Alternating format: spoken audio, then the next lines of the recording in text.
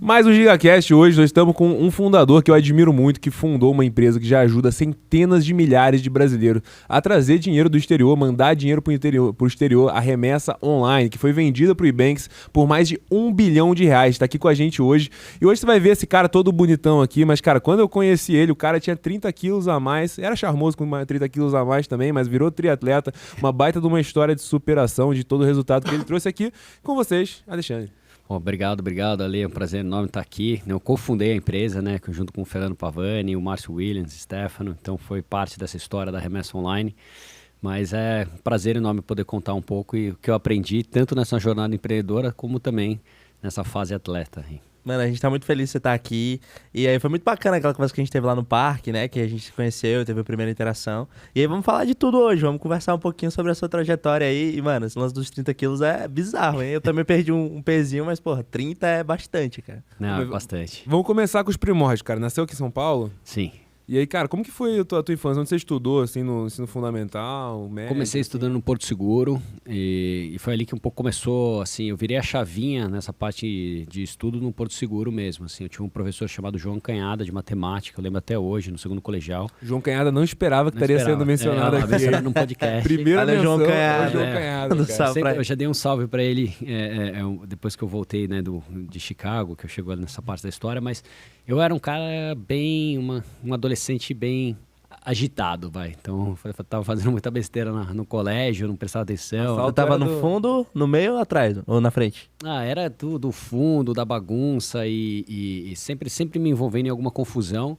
E esse professor chegou pra mim e falou, cara, mas o que você mais quer agora? Eu falei, cara, eu queria independência. Eu tava muito frustrado de ter que depender do meu pai para algumas coisas. Eu queria poder independência, quero poder viajar, quero poder fazer um intercâmbio. Ele falou, olha, se você parar um pouco, estudar, se dedicar, que você tem mais facilidade com matemática, e acho que você vai ver que as coisas vão acontecer muito mais rápido para você. E isso foi no segundo colegial. No terceiro eu já fiz cursinho junto com o colegial. A tua motivação para começar a estudar mais, começar a dar uma acertada, foi tipo, cara, quero independência dos meus pais. Exatamente, independência financeira. Minha O motivação que você queria comprar, cara? Cara, era material.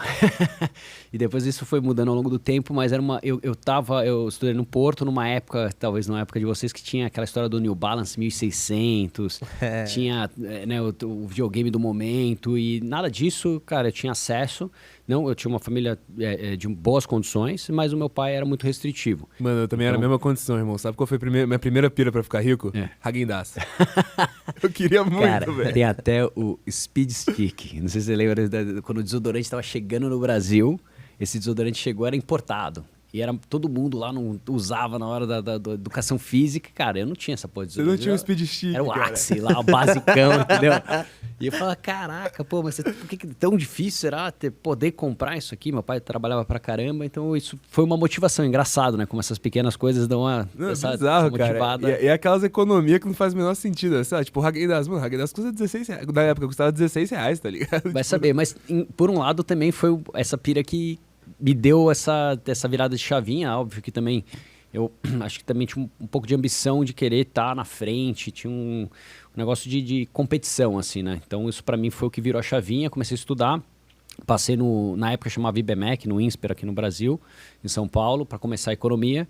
Comecei cursando, fiz os 2 primeiros anos aqui no Brasil, fui fazer um programa de intercâmbio, que era o meu objetivo no final, estudar fora, na Faculdade de Chicago, em economia. Pô, não era comum a galera estudar fora, assim? De onde que veio essa ideia, cara? Cara, eu tinha perdido um intercâmbio que eu ia fazer para a Alemanha, quando eu tinha 13 anos, que eu fiz uma besteira ali, meu pai proibiu. Então eu fiquei com isso na cabeça e eu escolhi o INSPER, porque era a faculdade que tinha, na época, o IBMEC, mais parcerias com faculdades fora, principalmente faculdades de economia. Então, assim, eu sabia que tinha um programa de intercâmbio muito forte ali, mas você tinha que estar entre os melhores alunos.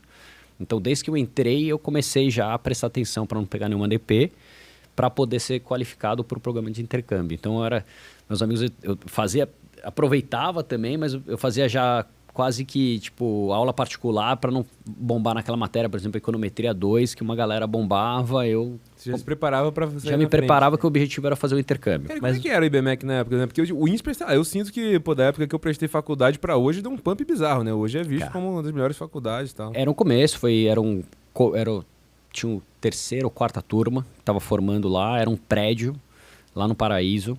na Maestro Kadim. Uma faculdade bem nerd, assim, né? Era a primeira faculdade a ser obrigado a ter laptop, assim, era legal, assim, do momento ali era inovadora, mas tinha ainda muita coisa para se provar. Então eu escolhi em cima de outras, eu passei, no final de contas, na GV, na segunda lista, e eu tinha passado para a segunda fase da USP, mas eu nem fui prestar a segunda fase, porque eu estava encanado com essa história do intercâmbio e com a história do laptop. Então tinha essa história do laptop. E eu tinha também condições para poder fazer uma faculdade privada. Então, Isso foi que ano? Privilegiado. Você... Isso 2003, cara, 2002. Pronto. E aí, Cara, cara, experiente aí, né? Entregando, né? Tá entregando aí. e aí, cara, você foi pra faculdade, você fez economia, né? Porque eu sei que aqui no Brasil, tipo, ninguém sabe direito o que é quando escolhe o curso e tudo mais. Acaba Sim. todo mundo sendo engenheiro que acaba virando Uber, tá ligado? Mas você, cara, você fez economia, você meio que queria ir pro mercado financeiro? Como que era a tua visão? Era mercado financeiro na cabeça, acho que eu tinha um pouco de entendimento. Meu pai tinha trabalhado no mercado na área de crédito e esse professor de matemática, ele também tinha falado se você quiser trabalhar no mercado, tem muitas oportunidades. Então eu comecei já com a ideia de mercado financeiro e aí eu escolhi a Faculdade de Chicago como programa de intercâmbio por ser uma faculdade renomada em economia e falei assim, cara, isso aqui vai Uma me... galera foda estudou lá, né? É uma galera tem muitos professores de prêmios Nobel, assim, a Faculdade de Chicago ela é conhecida pelo Plano Econômico do Chile, vários prêmios Nobel em economia. Tem um brasileiro que fez. O Friedman, o brasileiro que fez foi que é conhecido, que foi trabalhando na política, Joaquim Levy, mas os que fizeram o Paulo Guedes também. Paulo Guedes, Isso, mas Mano, Chicago é muito top, Mas cara. fizeram um MBA lá, eu fiz o programa undergrad, eu fiz a faculdade. Entendi. É muito renomado, um monte de gente que eu conheci na época que tava estudando fora também falava muito bem de Chicago e tal. Mas, cara, a pergunta que eu ia te fazer que ficou na minha cabeça, vou ter que perguntar, cara. O que você fez criança pra você perder seu intercâmbio, cara? Com 13 anos, cara. Pode contar ou não? Cara, eu tomei um porre. Pô. Eu fiz uma prova de alemão, passei na prova ali, né, no Porto Seguro, e eu e meus amigos, a gente se reuniu pra começar a brincar, assim, puta, 13 anos, que é isso, a gente já tava, puta, olha, vamos pegar cerveja aqui, aí, na hora que eu vi, eu tomei um porre, e aí meu pai ficou sabendo e acabou sendo suficiente pra Porque pra você tá cortar. bebendo aqui com 13 anos, Imagina se você for pra Alemanha, cara, e não sabia qual era o país, era meio que aleatório o programa de intercâmbio, mas enfim, isso ficou marcado, impulsionou pra fazer e poder aproveitar a Chicago. E era pra ir pelo Rotary, assim, não? Não, era pelo Porto Seguro. Ah, tá. O Porto Seguro tinha um esquema de Tinha um programa de intercâmbio lá para colegial, você passava na 8ª série pro primeiro colegial. Ah, que massa. Pra fazer. Minha irmã acabou fazendo. Depois Era que quanto eu lembro. tempo? Coisa de 2 meses, 2 meses, assim, nas Rapidinho. férias de Mas, cara, nessa julho. idade você tem muita essa pira de tipo, cara, pelo amor de Deus, deixa eu ser independente, tá ligado? Não aguento mais, eu quero só poder. Sei lá, pra mim era tipo, eu queria ir pra qualquer lugar que não fosse a casa dos meus pais, tá ligado? Podia ser, cara. Cara, tu vai pra Imperatriz do Maranhão, eu tava feliz, irmão. Vai pra igreja, né? Já é melhor. Qualquer coisa, mano. Tá, beleza. Aí tu chegou lá na Universidade de Chicago, transferido lá, já chegou como. Eu cheguei para fazer intercâmbio. E aí tá. eu comecei a participar bastante assim, das aulas com professores também, como foi a Office Hours ali, falando com os professores, buscando entender um pouco mais, porque eu queria carta de recomendação. E aí eu acabei conhecendo a coordenadora do curso de economia, que era a Grace Tiziang, ali na época. E nessa conversa com ela, o que você quer fazer? Eu estava conversando e tinha uma hipótese que eu também poderia querer fazer direto um PhD, que tinha algumas pessoas que faziam Direto do undergrad. direto do undergrad, intercâmbio, tentar no fazer... na minha cabeça era, eu vou acabar fazendo um MBA, eu quero continuar estudando nos Estados Unidos, pretendo trabalhar aqui. Ela falou, por que você não se forma aqui?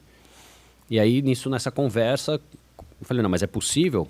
Ela falou, não, a gente pode tentar fazer um processo de transferência. Aí eu fui o primeiro, e talvez o último que fez, porque depois eles fecharam esse gap, a fazer essa transferência do INSPER para Chicago. Fiz provas de equivalência, créditos, e acabei tendo que cursar, porque lá nos Estados Unidos, que é isso que você mencionou, aqui no Brasil, né, você faz a faculdade que você escolhe quando você tem 16 anos de idade, na pressão que eu quero fazer, você não sabe o que quer fazer, você tem que fazer, acho que eu vou fazer administração, porque eu não sei, ou marketing. Nos Estados Unidos você faz um Bachelor of Arts, você começa fazendo um curso amplo e você vai puxando as suas matérias para você se formar com ênfase em alguma coisa, mas você não tem uma formação definida, né? E tu fez economia mesmo. E eu fiz economia, mas lá eu fui obrigado a fazer a parte core. Então foi engraçado porque eu tinha estudado bastante, já 2 anos de economia no INSPER, no Brasil, mas lá eu fui obrigado a fazer filosofia, sociologia, física, Lá em Stanford tinha aquela biologia. Power também, não era? Que é uma aula de escrita e tinha um tal. monte de requirement, de coisa assim, tipo, que todo mundo tem que fazer e tem que escolher pra poder, tipo, se formar em qualquer coisa. E aí você se conhece também. É legal, né? Eu curtia. Eu achei muito interessante, assim, primeiro porque eu não teria feito, ou em nenhum outro momento, assim, com bitolado, assim, entrando na faculdade, pensando em mercado financeiro, começando em economia aqui no Brasil, com todas essas cadeiras voltadas a isso, eu não teria feito um curso de filosofia, que depois isso foi me ajudando em soft skills, né? Então, estudar, ler, escrever, foi importante, eu gostei. E um negócio que, cara, eu me questiono aqui, eu sei que hoje, lá em Stanford, por exemplo, o Renan tava falando que a grande maioria das pessoas entra e se forma em ciência da computação, né? Sabe, é um número... E é mais de 50% já. É, a galera é bizarra, todo mundo se forma. Na época tinha alguma que era o curso do hype lá em Chicago, era economia? Como que era? Economia, certamente, mas assim, era bastante diversificado porque, assim, a faculdade era forte em várias áreas, mas assim, tinha bastante forte na área de ciências, mas em economia e física era onde tinha maior concentração de prêmios Nobel, assim, de professores que ainda davam aula lá. Então ela tinha esse reconhecimento, assim. Então era física e economia? Física e economia. E, cara, quando você tava lá, você ia nas frat parties? Eu acabei pledging pro fraternity. Olha aí. Você virou um frat boy? Mas, mano, vamos conver aqui. Festinha do Brasil versus festinha dos Estados Unidos. Não tem comparação. Não tem comparação. Do Brasil é melhor, né? O Brasil é melhor, mas lá existe o que acontece. Você acaba tendo na faculdade, você tem aquela história que você não ainda não tem 21 anos de idade, né? Então a maior atividade das universidades estão normalmente nas fraternidades. Então a vida social, principalmente uma faculdade como Chicago, que tem uma vida social mais restritiva, a faculdade era meio isolada da cidade de Chicago, uma faculdade conhecidamente mais puxada, então bem nerd assim a turma, então não tinha muita vida social além das festas que tinham na fraternidade. E como era uma coisa bem americana, assim, bem de filme, né? Então, para mim, assim, parecia aqueles filmes da Sessão da Tarde. E eu resolvi fazer para poder também ter uma experiência na cultura e conhecer um pouco desse processo, né? Então, Como foi seu pledge, mano? O que você teve que fazer de engraçado? Cara, teve... Pledging é um processo, é quase aquelas trote que você recebe, digamos, logo depois você passa na faculdade, que pode durar uma semana, às vezes 2 semanas. Tem faculdades, obviamente, no Brasil que Só tem que mais. pra entrar na fraternidade, né? Isso, para fazer a fraternidade, você faz durante um trimestre inteiro, você sofre um raising de um processo ali que eu não sei como é que tá hoje em dia, mas na época era um processo com bastante atividades, assim, diferenciadas. Bem engajado. Atividades indescritíveis ao vivo no podcast. Mas acho que assim, eu fiz depois, eu não era, como é que fala lá, primeiro ano, assim, sophomore, acho que não, eu já tinha 2 anos. Eu não era freshman, né? Eu tinha acabado de transferir, mas eu já tinha feito 2 anos, eu tava 2 anos para me formar. Então era a galera que entra freshman. Freshman que faz, o cara faz depois do Você era primeiro junior, semestre. então. Então eu fiz no meio do caminho, assim, então eu era mais velho do que toda a minha turma, foi um processo meio diferente. E você é fechado com a galera até hoje lá, do frat? Cara, encontro sim, tem um amigo meu que tá lá em Nova York, acabei morando em Nova York com ele depois que eu me formei, então assim, ainda mantenho contato.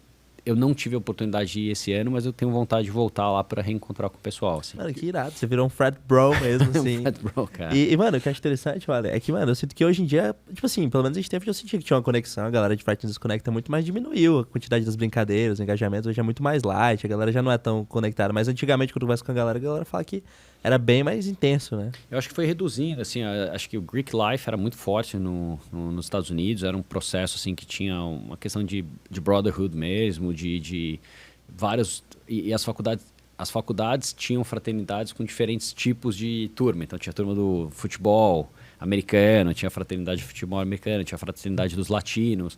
Eu acabei escolhendo uma que era mais aleatória ali, porque eu não queria ficar em um grupo específico. Eu também, na época, não praticava esporte, né? Você bem lembrou que no começo do podcast também tinha uma fase mais gordinho. Aí tu se formou lá, tava felizaço, e aí, como foram os crossroads, assim? Quais foram os pensamentos que você teve? Cara, eu vou pra cá, o PhD saiu de jogo, como é que era? Então, na hora que eu comecei a estudar ali, o PhD tava em jogo no começo, né? Aí eu comecei a estudar e entender como é que funcionava a questão de mercado financeiro. E de novo, eu tinha aquela minha ambição de independência. Então, estava fazendo a faculdade, mas meu pai que estava bancando essa história de transferência para uma faculdade nos Estados Unidos. E na época eu comecei a estudar o que estava acontecendo de mais competitivo, e investment banking era o que me chamava a atenção. Assim, eu tinha um pessoal trabalhando em Nova York, era um trabalho que exigia assim, mais das pessoas, e tinha todo um processo de qualificação para você poder, inclusive, fazer uma entrevista você tinha que ter nas principais casas ali, JP Morgan, Goldman, Morgan Stanley, elas só contratavam das principais faculdades nos Estados Unidos, e se você tivesse um GPA acima de 3.5. Né, que isso equivalente a 3.5 de 4, né? Então significava... Era difícil meter um 3.5 de 4 ali, não? Sim. Assim, era mais difícil em economia, mais difícil você... que nem eu fui escolhendo matérias que eu achava, isso aqui vai ser interessante, mas eu acabei me ferrando. Tipo, ao invés de fazer biologia, escolher uma matéria mais simples de biologia, eu escolhi neurobiologia. Que eu falei, vou entender como é que funciona o cérebro humano. Besteira, você tinha que decorar as vezes o cérebro, era complicado pra caramba, entender das Alzheimer, da esquizofrenia, das coisas que aconteciam. Mas, mano, a estratégia conhecida é pegar umas aulas fácil, né? Então, era essa. Então, mas eu dei uma vacilada depois que eu fui entender, porque eu ainda tava nesse processo de pledge, aí eu fui entender que tinha as cadeiras fáceis, tipo física, eu escolhi astrofísica. Em vez de escolher, tinha uma física que era bem básica e tinha essa mais avançada. Então, assim, acabou que exigiu um pouco mais. Em economia, o que acontece? Lá em Chicago, tudo era na média, não sei como era em Stanford, então você tinha essa história da curva e era mega competitivo. Então, foi a primeira vez que eu me deparei assim, com um ambiente competitivo. Eu tenho uma história engraçada, assim, que eu estava no intercâmbio ainda, né? Então, primeiro trimestre ali, e aí o professor tinha mandado ali, a primeira tarefa, nem lembro qual que era a matéria, acho que era uma matéria que eu ia fazer de macro 2, tinha mandado uns exercícios para fazer, eu entrei na biblioteca, eu reconheci uma galerinha da minha classe ali, fazendo os exercícios juntos, eu entrei, eles viraram a página para baixo. Aí eu falei, já achei estranho, eu falei, olha, xenofobia. Vocês já... Falei, vocês já resolveram o problema 5 aqui da tarefa que o professor falou?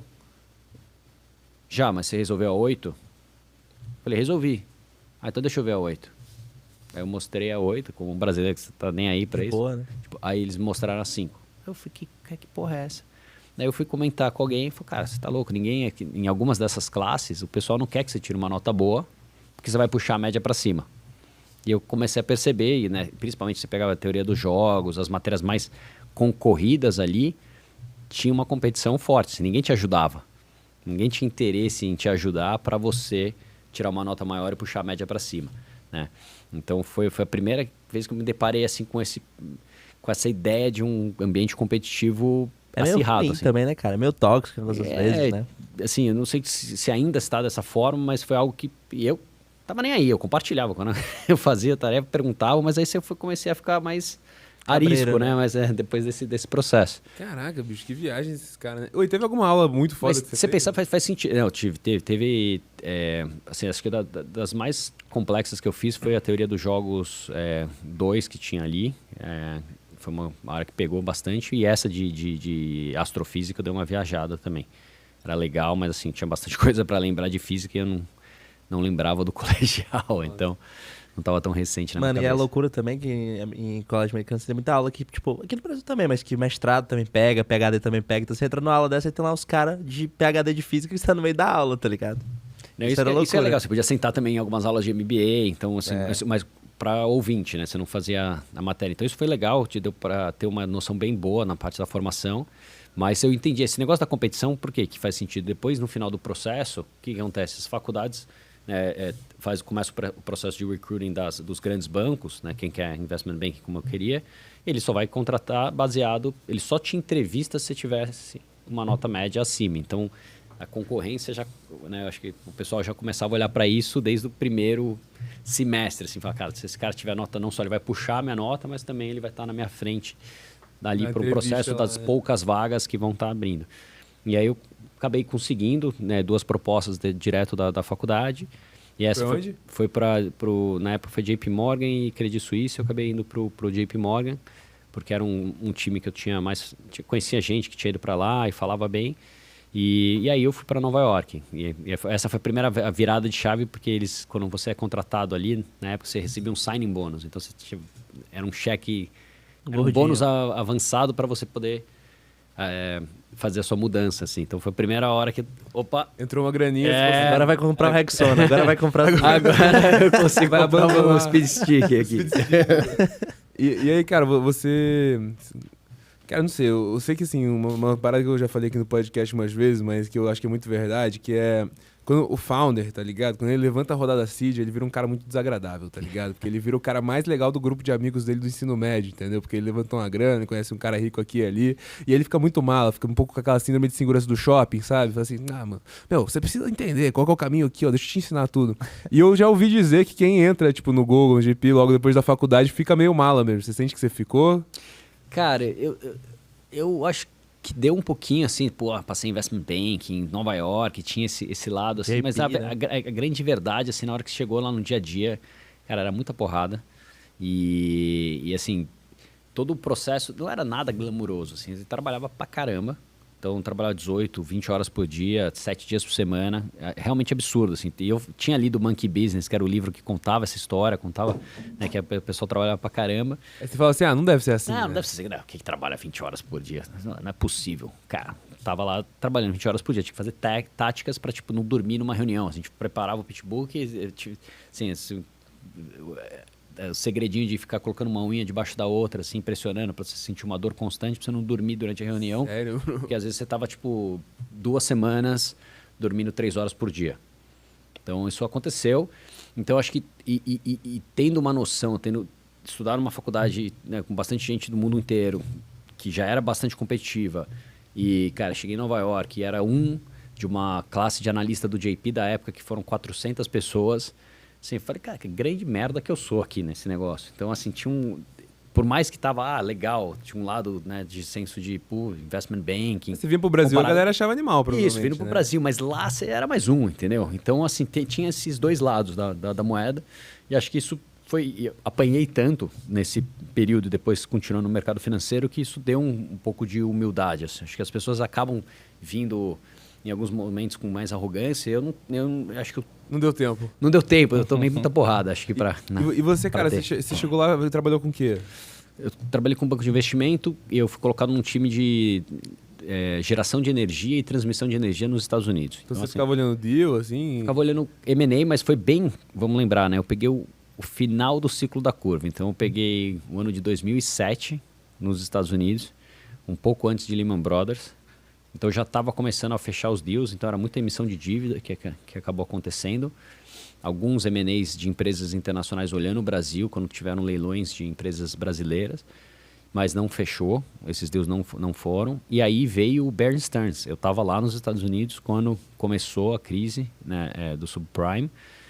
Bear Stearns quebrou, o JP Morgan comprou o Bear Stearns. Eu estava no fim de semana que isso aconteceu, estava todo movimentado ali naquele momento, que foi aquela o primeiro banco que quebrou, e isso foi o processo que levou à quebra do Lehman Brothers. Então, isso foi o final do meu ciclo como investment banking. E foi tipo no Big Short mesmo, assim? Foi no meio daquele momento ali.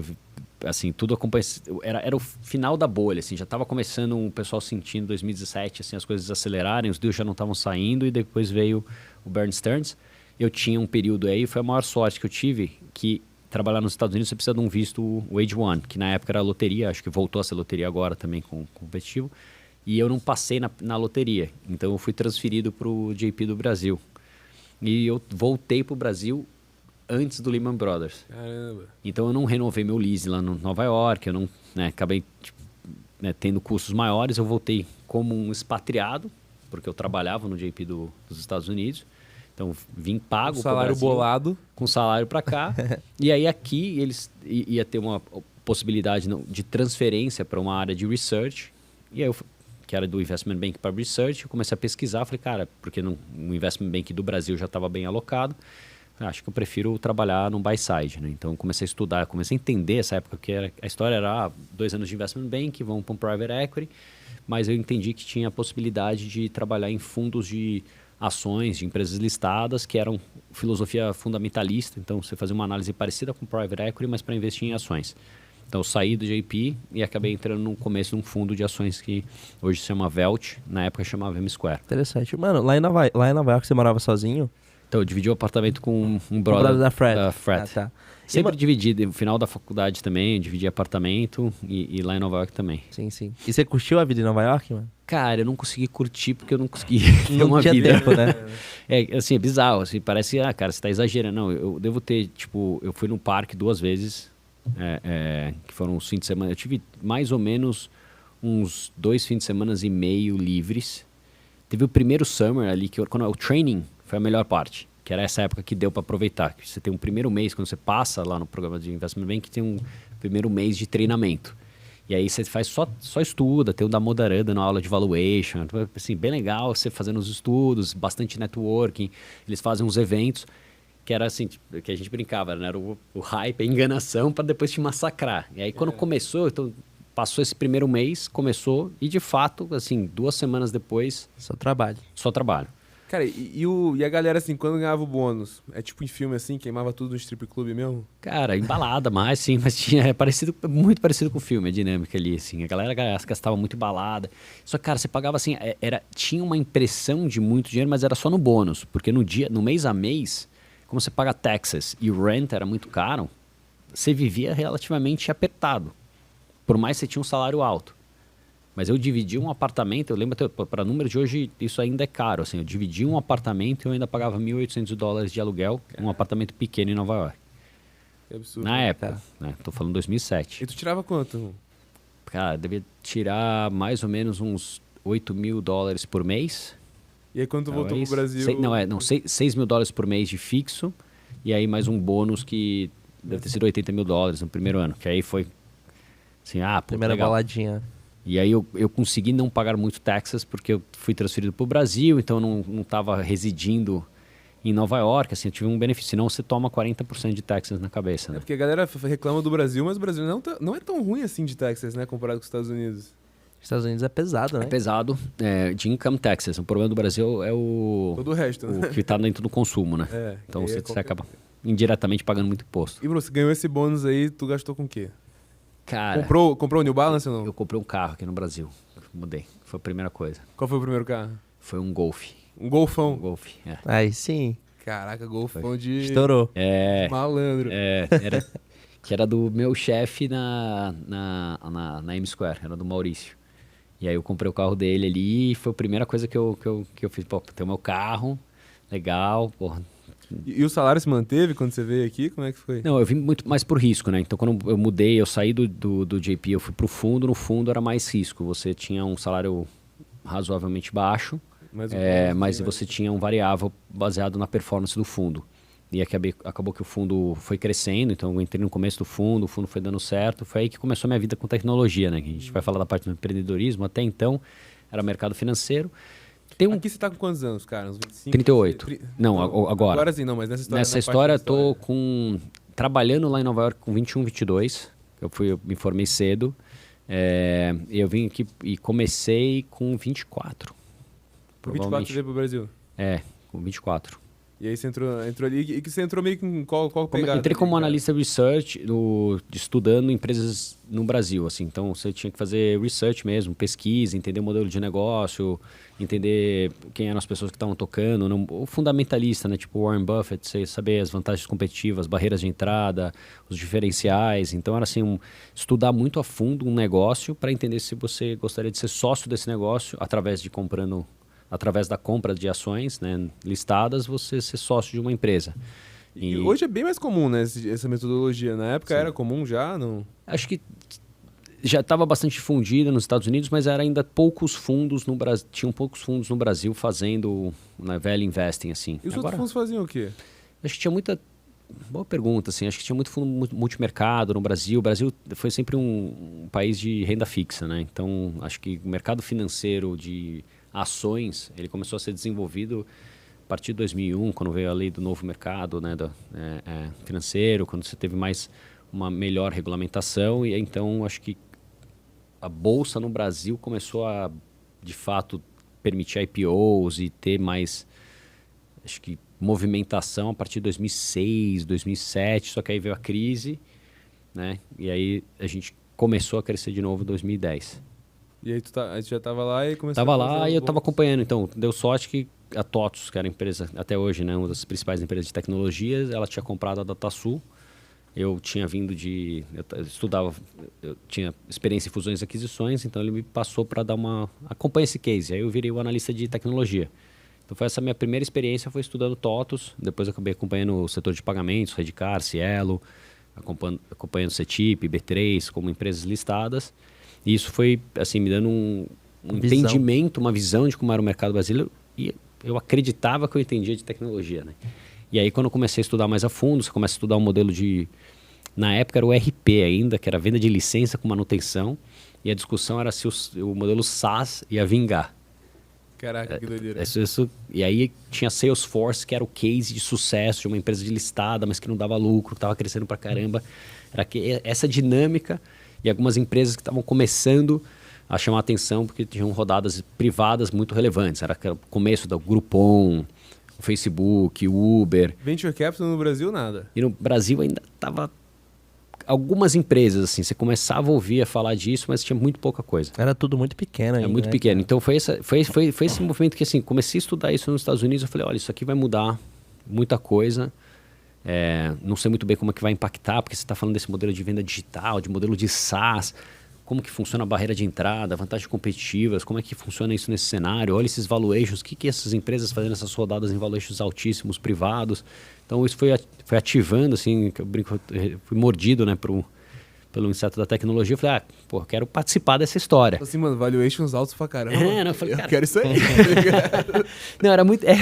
tinha essa história do valuation, mas era muito entender assim, cara, que esse negócio assim, cresce de uma forma diferente, né? Se o valuation tem alguma correlação com alguma métrica, porque em alguns momentos perdeu essa correlação. Não, porque olhando pra 2021, esses números dessa época era alto, mas era piada, né? Era piada. Então, por isso, tinha uma correlação com números operacionais. Então, os negócios estavam crescendo muito mais rápido do que talvez a gente via em empresas listadas, né?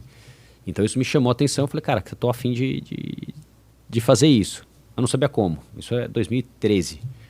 E aí foi a minha decisão de sair do fundo para pensar como que eu iria empreender. Ou, na época, cara, fazer um MBA para poder mudar para Venture Capital, para eu entender via o ângulo de Venture Capital. Ficou desempregado mesmo. Fiquei. Eu gosto de fazer as coisas com foco. Então, eu peguei e saí sem uma ideia, sem nada, comecei a estudar nessa época. Doideira, Você cara. É muito doido, irmão. Você doideira. é tão doido que chega quase a ser burro. Como assim, velho? Cara, fui bem bastante criticado na época. Eu falei, cara, você tá louco? Você vai sair para fazer o quê? Não pirou. sei, né? Pra pensar, tá ligado? Cara, eu vou sair porque eu vou fazer alguma coisa. Mas o que você vai fazer? Cara, não sei ainda. Tô calma, tô entendendo, tô estudando. Acho que eu vou fazer um MBA, acho que eu vou fazer isso. Mas é uma pergunta que eu ia te fazer também. E vida pessoal nessa época do Brasil? E também nessa época que você saiu? Você tava dando uma curtida também? Tava, tipo, trabalhando um pouco menos? Aproveitando um pouco mais? Só nessa... Então, na hora que eu saí, sim. Mas esse período trabalhando no fundo foi bastante intenso. Porrada também? Foi porradaria. O fundo estava crescendo bastante. Eu entrei, era um fundo de... Tinha 150, 200 milhões de reais. Estava começando, era o primeiro ano do fundo de ações. Não tinha muita gente, Quando eu saí, então, né? já estava com 4 bi. Então, assim, o negócio multiplicou por 20 nesse período. Então, assim, foi um período de muita intensidade. Não é que cresce que nem uma startup, quando uma startup cresce, né? Ela é muito mais escalável, um business numa gestora, né? Então, mas começou, sei lá, tinham 5, 6 pessoas nesse time de investimento. Saí, devia ter 20 pessoas, 25. Né? Então, assim, não é que dá numa ordem de magnitude da complexidade do negócio não aumenta, mas o estresse sempre foi presente. Sempre foi um cara muito focado em resultado, assim, pelo que parece, assim, né, cara? Cara, eu curtia, tá? Então tinha um pouco do lema da Chicago, era work hard, party harder. Então você tinha esse lema de tentar curtir um pouco, mas eu ainda, assim, eu tava vindo naquela frequência que, pô, eu queria a minha independência. Aí eu peguei gosto por essas conquistas mais materiais, assim, então fiquei focadaço nisso. Então depois, beleza, trabalhei no IB, qual que era o próximo objetivo? Pô, eu queria virar, tinha ouvido falar, pô, gestora, você ser sócio de um hedge fund ou de um fundo de investimento, então essa era a minha próxima ambição. O que era a tua motivação ali, cara? Era uma parada mais ego-driven, purpose, como que era? Cara, nessa época mais material ego-driven, eu diria assim, era, cara, pô, eu quero, pô, o que é, eu consigo, trabalhando no mercado, sendo sócio, ter de resultado financeiro. Então, pô, queria ganhar R$1 milhão, era a minha métrica, o mais rápido possível, né, de liquidez. Como que eu faço para ter isso? Segundo, era também, assim, cara, num trabalho com mais desafiador possível. Assim. Então, pô, você está trabalhando numa indústria bastante competitiva, Mas isso eu não entendi o que era empreender, tá? Então a gente quando você tá no mercado, você acha que... Né, você fez coisa foda pra caralho. Foda porque você acha que é tudo competitivo, porque é tudo muito difícil, tem aquela pressão. Então, eu estressado pra caramba. Eu vivia, assim, achando que eu tava uma pressão violenta. E no final de contas, a pressão, obviamente, era por resultado, mas o resultado era se no final do ano, né, você não tivesse muito bem, você acertou mais ou menos, o seu bônus ia ser um pouco menor. Né? Quando você empreende, depois foi descobrir, né, se você a mão, você quebra, cara. Não é que tem bônus, né? Não é que não tem bônus, você fica negativo, né?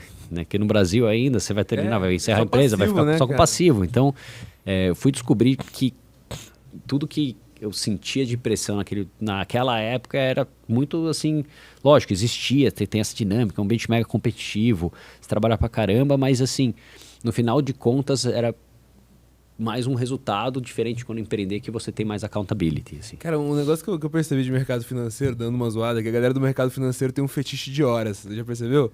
Que os caras sempre, você vai trocar ideia com eles e falam assim, tipo, caralho, irmão, ontem trabalhei 18 horas. Eu dormi 3 horas, 4h30 da manhã, eu estava no escritório de novo, fiz 5 reuniões, fechei 5 deals de 7 bilhões de dólares, e aí eu fiquei mais 29 horas acordado, tá ligado? Você era assim? Cara, acho que sim, um pouco. Tinha muito disso, você tinha essa questão de FaceTime, mas acho que tinha muito trabalho, tá? Eu acho que no IB tinha mais FaceTime. Eu via, porque as pessoas estavam lá, então tava todo mundo ali. Tinha trabalho pra caramba, mas, assim, será que precisava estar trabalhando tanto tempo, né? Tanto tempo. Mas, assim, eu vivi uma fase de, assim, pelo menos um período de uns 6 anos consecutivos trabalhando pelo menos 12 horas por dia, vai.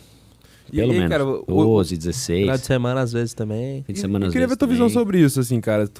Vai começar uma outra empresa hoje, cara. Como que seria a tua política, cara? Uma política mais, cara, work-life balance? Tipo, cara, vamos trabalhar até morrer? Como que é? Então, eu acho que quando você vai empreender, você tem que se dedicar bastante pro seu negócio. Então, você tem que estar pronto para fazer esse commitment. Mas hoje eu entendo, né, uma coisa que eu não entendia antes, que essa parte como você brinca, eu namorava o Big Mac, né, então eu não tinha a parte do exercício tanto na minha rotina, como eu tenho hoje em dia, e essa parte de exercício é fundamental para a sua performance. Então, assim, a partir do momento que eu comecei a treinar, hoje eu vejo como necessário, assim, então a primeira coisa que eu colocaria ou implementaria era uma cultura que valoriza o tempo que as pessoas cuidem de si mesmo. Segundo, que é perceptível que você vê as pessoas tendo muito burnout. Né? Então isso você escuta bastante isso acontecendo, as pessoas estressadas. Bom, tem um relacionamento muito próximo com o burnout. Então, isso é bem... no mercado era bastante comum, empreendendo é mais comum ainda. Então, assim... Mas na época, no mercado financeiro, você tinha um burnout, a galera ria da tua cara, né? Como é que era? Cara, você passava talvez com remédio, se entupia de alguma coisa ali e atropelava. Que assim, não tinha essa história de burnout. Assim, você tinha... Ou se o cara ficou doidão mesmo, quebrava o teclado. Você tinha as histórias absurdas que aconteciam, mas... Doideira. Você não tinha esse espaço que era dado. Mas eu percebo hoje que isso era uma perda de eficiência, de produtividade. Você dá uma liberdade criativa para as pessoas conseguirem, com tempo, para pensar, tomar melhores decisões. Então você acaba se alocando com uma agenda cheia de trabalho ou reuniões e você não consegue estar de fato pensando ou evoluindo, entendendo intelectualmente. É importante ter um tempo criativo, um tempo para pensar, para criar estratégia, né, cara? Exatamente. Então acho que isso ficou presente assim, né? Desde que eu comecei, na hora que eu comecei a empreender, né? Então chegando nessa parte da história, eu saio. Tá, e tu ficou desempregado por um tempinho? Fiquei um tempo, 6 meses, começo a estudar oportunidades. E aí eu começo a me envolver no ecossistema, conhecendo primeiro o Thales, né, na época da EasyTaxi.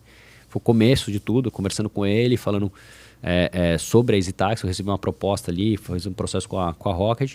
Não quis participar, acabei ajudando ele na relação societária, que eu gostava dessa parte também relacionada a M&A. Já estava rolando a EasyTaxi, assim? Estava rolando, a EasyTaxi ela já tinha expandido, era uma das empresas de tecnologia na época, era uma das que estavam mais quentes, né? Mais quentes no momento, tal, 99 estava começando também. E aí a gente começou com uma ideia que eu acho que assim, foi bem de um ponto de arrogância com estupidez, que assim, pô, vamos começar, ao invés de começar um negócio, vamos começar vários, né? Então a gente montou um estúdio. Que fazer um é facinho, né? Então, era por isso que eu falo, era uma combinação né, não estupidez, vamos dizer ignorância, né? A gente não sabia, né, a complexidade que isso tomaria. Quem então, que eram seus sócios, né? Então era eu, Thales, o Márcio Williams, que é também o CTO da Easy Taxi, e o Fábio Arruda, no comecinho, também era da Rocket Internet. A gente começou com 2 empresas, que é a Easy Carros com o Fernando Sadi e a Singu com o Thales. Sim. Que acabou tocando. E aí que foi que dali dessa estrutura a gente estava trabalhando, montando, né, com um time de tecnologia, que veio a oportunidade da remessa com o Fernando Pavani. O Pavani, eu estudei com ele quando eu fazia IBMEC. Então conhecia ele desde a época da faculdade no Brasil. O que ele fez esse meio tempo? E ele estava trabalhando no Itaú e trabalhou no mercado financeiro também, mas uma outra área, mais uma área relacionada a câmbio, uma área a renda fixa. Então a última parte ele estava no Itaú, num fundo ele era portfólio manager de um fundo de renda fixa e uma parte de alocação de carteira lá dos fundos do Itaú. Então ele estava olhando um problema lá de dentro, de que não tinham canais digitais para produtos financeiros, né, de uma forma eficiente, e começou a estudar como poder fazer isso. Ele saiu do Itaú, olhou para investimento, né, montando um agente autônomo de investimento, olhou para a parte de seguros, olhou para a parte de crédito, e o câmbio viu que estava meio esquecido. Daí ele veio conversar comigo e falou, cara, dá uma olhada aqui. Assim, o Brasil transacionava, na época ele me dirigia, era quase $1 trilhão, já passou de $1 trilhão, eram 800 bilhões de dólares de volume de transação, e não tinha nenhuma solução online para transferências. E o que ele estava fazendo, na verdade, era até com papel moeda, chamava Bicâmbio. Ele montou um sitezinho, que era o MVP, as pessoas podiam fazer a cotação ali e receber o dinheiro então para poder viajar. Ele começou meio que na loucura. Na assim. loucura, ele estava testando. Daí ele falou, cara, você está aqui com um time de tecnologia, você está montando esses aplicativos aí, cara, foca no meu. olha esse aqui, vamos fazer esse negócio aqui, primeira vamos lançar. vez que ele falou, cara, tu achou assim genial já falou assim, Achou loucura? Cara, não, achei uma loucura, porque esse câmbio no Brasil, vamos lá, né, a gente está falando de um mercado que passou por, né, o mercado brasileiro, no mercado financeiro é bastante, em termos de pagamentos, bastante eficiente, por causa da inflação. Então a gente tem um sistema de pagamento brasileiro bastante, tanto que o Pix dá aula nos Estados Unidos. Aula nos Estados Unidos. Então, nos Estados Unidos, quando eu vivi lá, era uma loucura, assim, você não tinha transferência, não tinha TED, cara. Eu já paguei $40 no Wire, cara. Então, os Estados Unidos era meio maluco, assim, comparado com o Brasil, mas você tinha ainda, né, pelo oligopólio que viveu aqui durante muitos anos o mercado financeiro, a gente tinha serviços financeiros muito ruins. Na época tinha Nubank começando, resolvendo um problema de crédito. Você vai pensar em câmbio, cara. Câmbio, puta, cara, tem problema. Câmbio tem KYC, câmbio tem controles. O Nubank era um diferenciado ali na época ou era tipo... Tava começando. Chamava atenção. Chamava atenção. Tá falando de 2014 para 15 agora, né? Então a gente começa em 2014 com 5 Easy Carros. Aí a gente pivota e vai para remessa online. A gente lança ainda mais 2, a FinPass e uma de cripto, a Modiax, enquanto a remessa online estava sendo desenvolvida. Então foi uma loucura. Olha lá, uma loucura total. Eu fazia o papel de CFO de todas as empresas. Então tinha que lidar com captação de recursos de todas as empresas em 2015. E de onde vinha esse recurso, cara? Então foi aí que começou, assim, eu sou um empreendedor investidor ao mesmo tempo. Nessa época, comecei a falar com os fundos, não tinha tantos fundos de venture capital, então eu fui direto nas grandes famílias. E aí que eu montei a estrutura da Mar Ventures, que foi que você conheceu. Então a gente tinha um lado de fundo também de VC.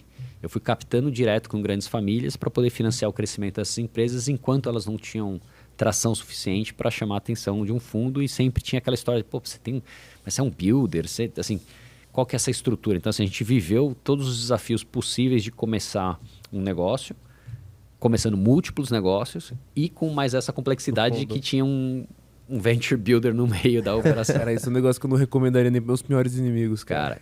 Foi total loucura. Então aí que, por favor, não foi muito saudável. Nessas famílias aí, cara?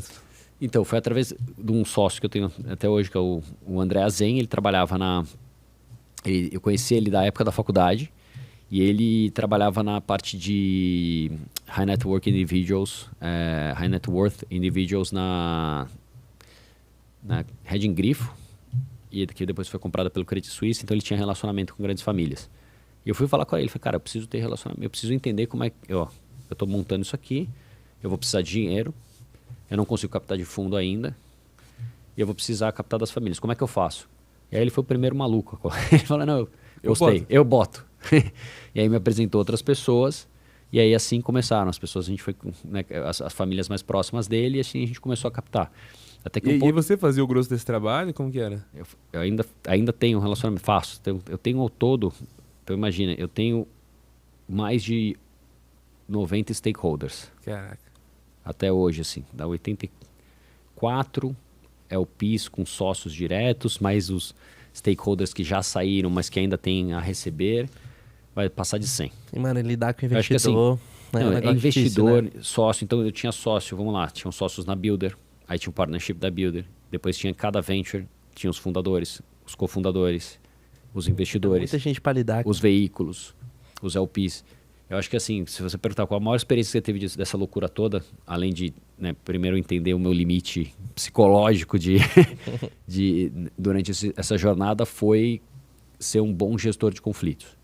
Eu acho que eu consegui assim navegar e você sabe, nessas questões societárias sempre tem dificuldades, sempre tem desafios. Porque, tipo, levantar dinheiro com os VC conhecidos, pô, os caras dão o dinheiro, não enche o saco, é bem tranquilo. Mas, pô, essas famílias tradicionais, os caras estavam preocupados com a grana, imagina, né? Isso, então não eram pessoas que me conheciam, assim, eu sabia que tinha que dar certo, porque as pessoas sabiam quem eu era, me conheciam, e eu captei de muita gente conhecida, de muitos relacionamentos. Então, assim, foi um processo bastante estressante e não tinha, né, esse ponto de captar de VC, assim, a gente está falando de 2015, 2016. A gente captou o primeiro cheque de Venture Capital em 2018, que começou a primeira captação.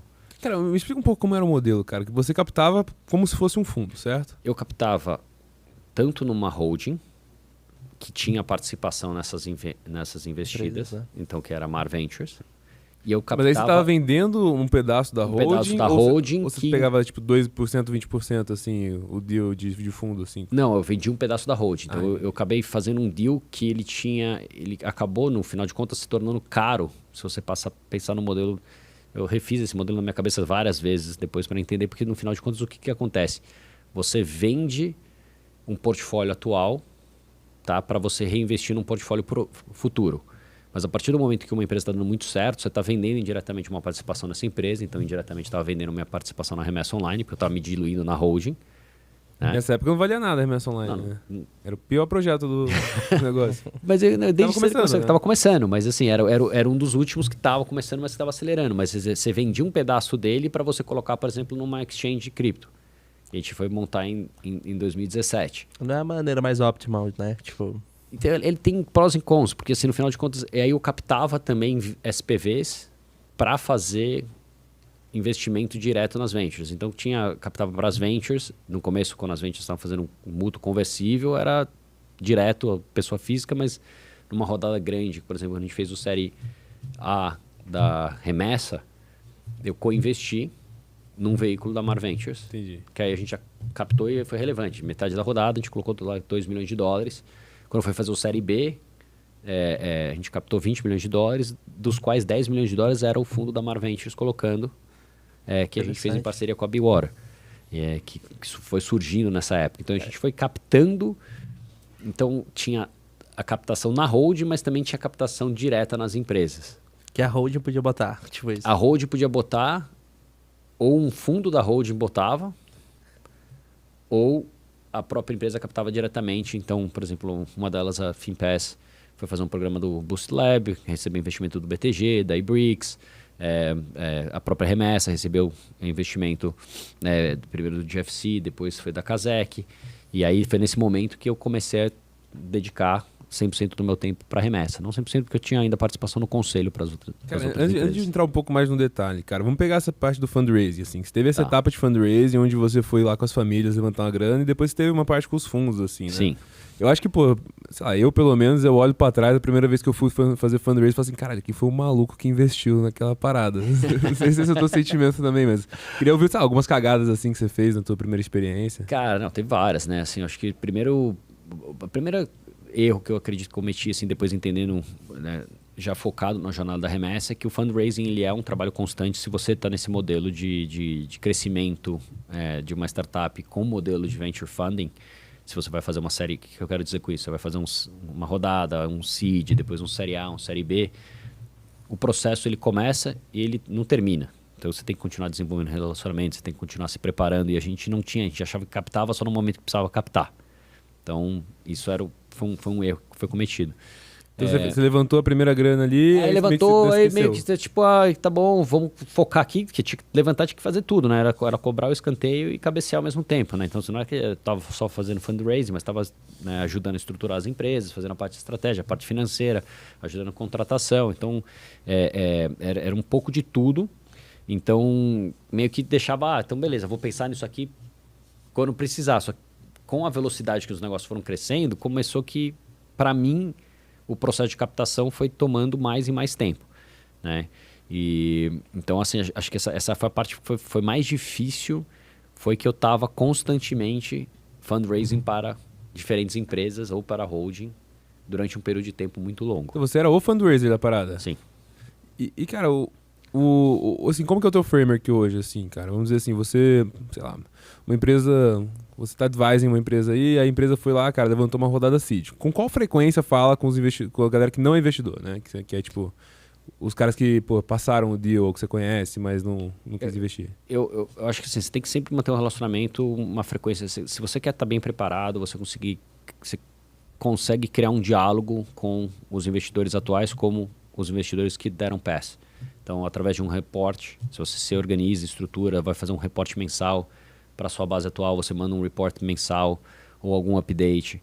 Você tem uma relação produtiva também, você não só ser uma via de duas mãos. Então, você conseguir apresentar algum outro empreendedor, apresentar algum outro negócio, mesmo por um fundo que deu pass, mas você acha que ele pode ser um fundo relevante numa próxima rodada. E então, tipo, só para você ser lembrado, assim, né? Para você ser lembrado, para você ir desenvolvendo relacionamentos. Eu acho que assim, tudo isso que eu tô falando é o que eu aprendi. Não é que na época a gente acreditava assim, a gente ficou fechado lá, achava que a gente ia com o resultado, e acabou sendo isso mesmo, a gente estava certo, mas foi muito mais trabalhoso, mas que a gente ia ter resultado para mostrar, para poder... E os números iam falar por si. E os números iam falar por si. Só que assim, quando a gente começava a falar, quem são vocês? E tinha gente que já estava lá desenvolvendo um relacionamento desde o PowerPoint ali, o cara estava lá falando, conhecia fulano de tal, conhecia os outros empreendedores, então tinham pessoas que podiam indicar o seu trabalho, que hoje, né, a gente vê isso acontecendo de forma mais fácil, né? Então tem um ecossistema, os fundos se conversam, os empreendedores já estão na segunda, terceira empresa, então como já está mais desenvolvido o ecossistema, é mais natural isso. Na época a gente foi fechado dentro da casa e eu meio que nessa relação maluca de ir captando. E o que você falou, assim, os primeiros malucos eu acho que foram bastante malucos. Assim, hoje, assim, eu dou muito valor aí aos primeiros investidores que foram os anjos dessa ideia toda, porque a gente, quando começou, eu fui o primeiro investidor. Então, o primeiro cheque... Pegou teus bônus eu lá peguei que você todo o dinheiro que eu ia possivelmente fazer no MBA e coloquei todo o meu dinheiro. Tava com golfe ainda, não? Na época eu já tinha passado eu fui pro Civic SI, e depois para um Passat CC. Assim, eu gostava de... O Passat já era da hora. Já era o patrãozinho. Patrãozinho. Mas aí aí tu pegou tudo? Não, eu fui pegando tudo. Teve uma época que eu cheguei assim, que eu tava namorando, eu tinha comprado um apartamento, e da época do mercado financeiro. E aí foi lá por 2016, né? 16, eu tava ainda bootstrapping, desde 2014. 16 para 17, não tinha captado relevante. E eu virei para minha namorada assim, falei, nossa, aluguei o apartamento. Como assim? Não, depois eu coloquei ele para alugar, preciso cortar o custo. Falou, onde a gente vai morar? Falei, a gente? Eu tô indo morar na casa da minha mãe. Volta para casa da sua mãe também, que eu não vou... E aí, óbvio, acabou o relacionamento. Tomou uma bota. Mas era um momento que eu voltei para casa da minha mãe, cara. Precisou focar, né? Para poder cortar o custo e pus um apartamento que era o único bem que eu tinha para gerar uma renda, porque na época eu não estava com salário. Então, assim, a gente brinca que foi assim, foi uma época mais raiz, assim, porque demorou. De novo, a gente começou em 2014 com outros negócios, mas a remessa online a gente lança em 2016, a gente vai captar de fundo em 2018. Isso é 2013, né? Isso eu saio do fundo no final de 2013. Começo essa jornada em 2014. Lanço a primeira empresa, a gente lançou, foi em dezembro de 2014. Foi a Easy Carros. Easy Carros. Com o Sadi. E depois foi a Singu, que foi lá no primeiro TRI de 2015. E a remessa online, a gente fecha com o Pavani em agosto, setembro de 2015 para desenvolver, para lançar o site em 2016. Caramba, cara. E aí a gente alugou uma casinha, cara. Então era o meu dinheiro, a galera bootstrapping, e uma casinha em Pinheiros, assim, daquela, tipo, bem emblemática, tipo, uma portinha assim, que na verdade ela era toda rosa. O único gasto que eu tive que aprovar, eu pintei a casinha de branco, assim, que era uma lojinha de cosmético, e lá cabia tecnicamente 20 pessoas, a gente chegou a ter 40 pessoas amontoadas ali fazendo para as empresas ali. O começo de tudo. Aí a gente fazia as relações na edícula da casinha. A salinha de reunião era onde tinha uma reunião de conselho. E é ali que a gente foi captar as primeiras famílias. Eles foram as grandes decisões. As grandes decisões, né? Cara, que bacana, cara. Mas acho que essa história que você conta é a prova de que o começo nunca é fácil, né? Que tem que ter raça, batalha, ir pra cima mesmo e usar o que tem da melhor forma possível. Mas eu acho que o próximo começo, se ele fizer outra empresa, vai ser bem fácil. Vai ser bem melhor, né? Nossa, mas a gente também tem os vídeos lá, tem né? que aprender alguma coisa, né? Você tem experiência, né? Acho que você aprende muita coisa, né? E primeiro o que não fazer, né? Muitos erros nesse processo. Acho que aprender o que não fazer é importantíssimo. Cara, vamos focar nisso aqui, cara, um pouco, até que você mencionou, cara. Eu, particularmente, a minha jornada, olhando pra trás, é assim, caralho, como eu focava em umas paradas que não importavam, tá ligado? O que eram uns negócios que você, tipo, focou no começo, que você falou assim, cara, é óbvio que a gente tem que focar nisso. Sei lá, um exemplo que eu dou meio óbvio assim é, pô, muito founder early stage, às vezes eu vejo lendo High Growth Handbook, tá ligado? Tipo, bro, você não tem nem empresa, o que você quer aprender de High Growth, tá ligado? Acho que a gente focou muito produto em alguns momentos. Achar, pô, produto é a principal coisa, você fica desenvolvendo o produto e não um pouco em venda, por exemplo. Então chegou um ponto que o produto já estava bom bastante. Continuava otimizando. Acho que a gente gastava muito tempo desenvolvendo, pensando na funcionalidade. A principal coisa que você tem que pensar é assim, cara, como você vai vender isso aqui? Tem compra, vamos começar a vender, né? E vamos, isso que foi o grande diferencial da remessa versus as outras, é que a gente, na remessa, já existia um mercado meio claro de câmbio, né? Então as pessoas precisavam fazer. Então vai vendendo offline mesmo. Porque, tipo... Vai desenvolvendo o produto ao longo do processo, vai pensando em como você vai otimizar. Gira a máquina, né? Vai fazendo a máquina girar. Né? Que hoje seria o equivalente, assim, você vai montar qualquer coisa, a primeira coisa é qual que é o seu canal de distribuição, qual que é o seu diferencial. Você tem audiência? Você tem um canal de distribuição diferenciado? Você tem por exemplo, você vai montar uma vertical de um SaaS, beleza, você vai competir com todos os outros SaaS, como? Como que você vai fazer isso? Eu vou adquirir empresa, é um SaaS B2B? Legal. Como? Você tem uma parceria com alguma empresa que vai te dar um canal, você está adicionando valor. Então, assim, hoje se fala bastante nisso, de criar audiência ou de pensar, né, desse caminho para o crescimento. A gente, né, na época, a gente foi pensando nisso no caminho. Cara, é interessante isso que você falou, né? Porque no fim das contas, é aquele velho ditado, você não precisa correr mais que o leão, você tem que correr mais que o seu amigo, né? Então, tipo... Cara, você não precisava fazer o produto mais perfeito do mundo, você precisava fazer um produto melhor do que a casa de câmbio, sei lá, que eram as opções atuais, né? Sim, mas assim, é sempre um equilíbrio meio terno ali. Você tem que pensar na experiência do usuário. Então, assim, você não podia... A gente cresceu muito na remessa online em função de ter um serviço diferenciado.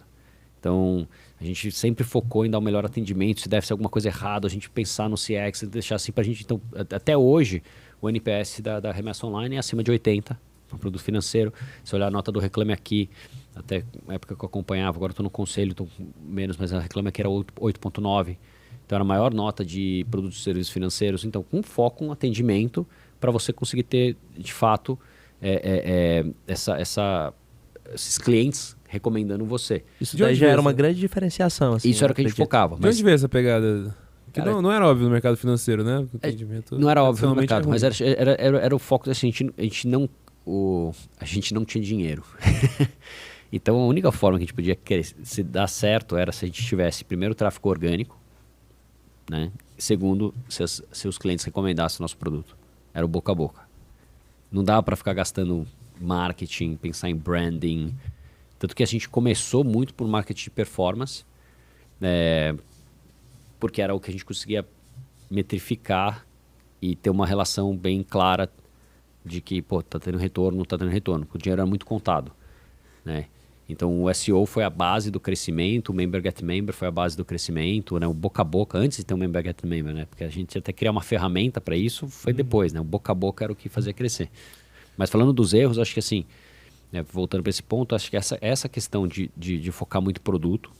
Segundo, uma questão de senioridade das pessoas. Eu acho que a gente, por ter vivido essa fase bootstrapping, que é o diferente do que algumas, né, hoje, né, mesmo com o mercado né, passando por esse processo de reorganização e de correção que a gente tem, está acontecendo agora, você ainda tem captações relevantes e você tem pessoas mais talentosas, já tem uma onda de second timers também, não necessariamente fundadores, mas né, potenciais partners e até empregados que entendem e conhecem o que eles estão fazendo. Na época não tinha muita gente, a gente tinha pouco recurso, então era todo mundo muito júnior.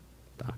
E isso foi criando dores na medida que o processo que a empresa foi crescendo. Né? Então, É que também no começo, às vezes é difícil, né, cara, conseguir uns caras muito seniors, né? É difícil de contratar, não tem dinheiro pra contratar, né? Tinha, e não tinha dinheiro, e a gente mas também não era tanto a questão de não ter, como mais uma questão também de a gente não ter dado tanta relevância para isso no começo. Entendi. Tá? A gente foi percebendo, a gente acha, não, dá para fazer isso aqui a gente se envolvia muito com o negócio, né? O Pavani colocava muito a mão na massa, sempre estava dentro do dia a dia do negócio, a gente não conseguia delegar um certo ponto, né? Sim. Mas, cara, que interessante. E eu acho que uma parada que a gente tá falando aqui é que, no final, fazer empresa é conseguir aprender rápido, né? Então, acho que o Ale tava falando dos erros ali, que ele também cometeu, você também, eu também cometi. Mas, cara, se você consegue aprender rápido, né? Você sente que você começou a perceber mais e começou a entender melhor esses desafios e aí começou a melhorar, assim, tipo... Certamente. É aquela história, né? Quem sobrevive não é quem é o mais forte, né? É quem se adapta mais rapidamente. Então, essa questão de aprender é necessária, você tem que entender o que está acontecendo. A gente não, nem eu, nem o Pavani éramos empreendedores, a gente vinha com background no mercado financeiro. Então, foi a capacidade da gente entender. Dentro do que eu fazia, a gente se dividia muito bem. Então, eu focava muito nessa parte de estratégia, captação de recurso, financeiro, legal, regulatório, societário. Eu não sou advogado, mas eu gosto de ler essa parte mais legal, né? E eu fui me especializando nisso, na parte de captação de recursos, como é que fazer o processo, melhorar o pitch, como é que fazer o deck. Pô, agora vamos fazer um deck decente, vamos fazer com tempo, vamos fazer um series. Né? A gente começou a se organizar. De verdade, agora que a gente começou a entender o jogo, foi na hora que a gente acabou vendendo.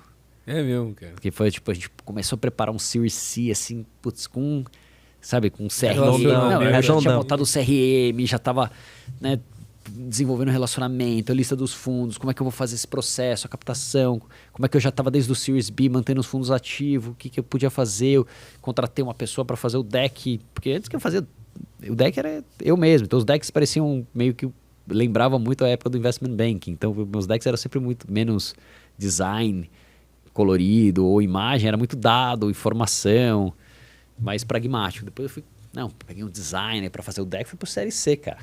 Caraca, nem vingou, né? Nem vingou. Ô, deixa eu perguntar pra você, cara. Você tava numa situação muito doida ali, né? Que você tinha um monte de empresa, tudo, porra, meio mais ou menos ali, uma porrando aqui, tudo na fase da promessa, né? Que Sim. É muito tempo na fase da promessa. E aí, pô, você, cara, você falou, até chegou a voltar a morar com seus pais e tudo mais. Só que, pô, você tinha que sair pra rua e meter a banca de que tu era o foda, né? Tu se sentia muito fraude, assim, cara? Porque eu me sinto até hoje, tá ligado? Cara, é engraçado esse ponto, né? De você, assim, você tem que mostrar uma confiança no que você tá fazendo, né? Eu acho que, assim, tinha, assim, um lado muito grande de confiança. A gente acreditava que era possível, tá? Mas tinha aqueles momentos que você fala assim, cara, assim... Eu não acho que era fraude, que a gente não acha, eu não me sentia fraude no sentido de falar assim, puta, eu não acho que vai dar certo. Mas eu brincava que a gente tinha uma relação, né, da Matrix e Zion, né? Então, tipo, a realidade e como que você tava... era que a gente tava ferrado, quebrando, né? O runway não era... temos 6 meses de runway fazendo pitch. Não, tinha menos 2 meses. Na verdade, já tava numa linha de crédito. Durante duas rodadas, a gente estava captando, já devendo 2 meses. Que doideira. Ou seja, já estava virtualmente quebrado. Então era assim, era uma loucura. Né? E você tinha que conseguir E, assim, a forma, era um jogo de poker, né? Porque você tinha que mostrar a confiança tanto para os investidores no projeto e para você também, né, no poker player, de você conseguir, né, mostrar que você tinha alternativa, que você não estava struggling, senão você não ia ter leverage para, né, se eles verem que pra tá sangrando, para negociar o deixa sangrar, valuation. né, cara? E nesse sentido, ter a alternativa de ter os investidores direto nos veículos, que é os investidores pessoas físicas. Então, quando eu negociava com fundo, a gente foi sofisticando. Então, quando a gente ia fazer a rodada de captação para o Série B, eu já tinha colocado os primeiros 10 milhões em um convertible note no caixa da empresa. Então, para o Série B, a gente já começou a melhorar o jogo.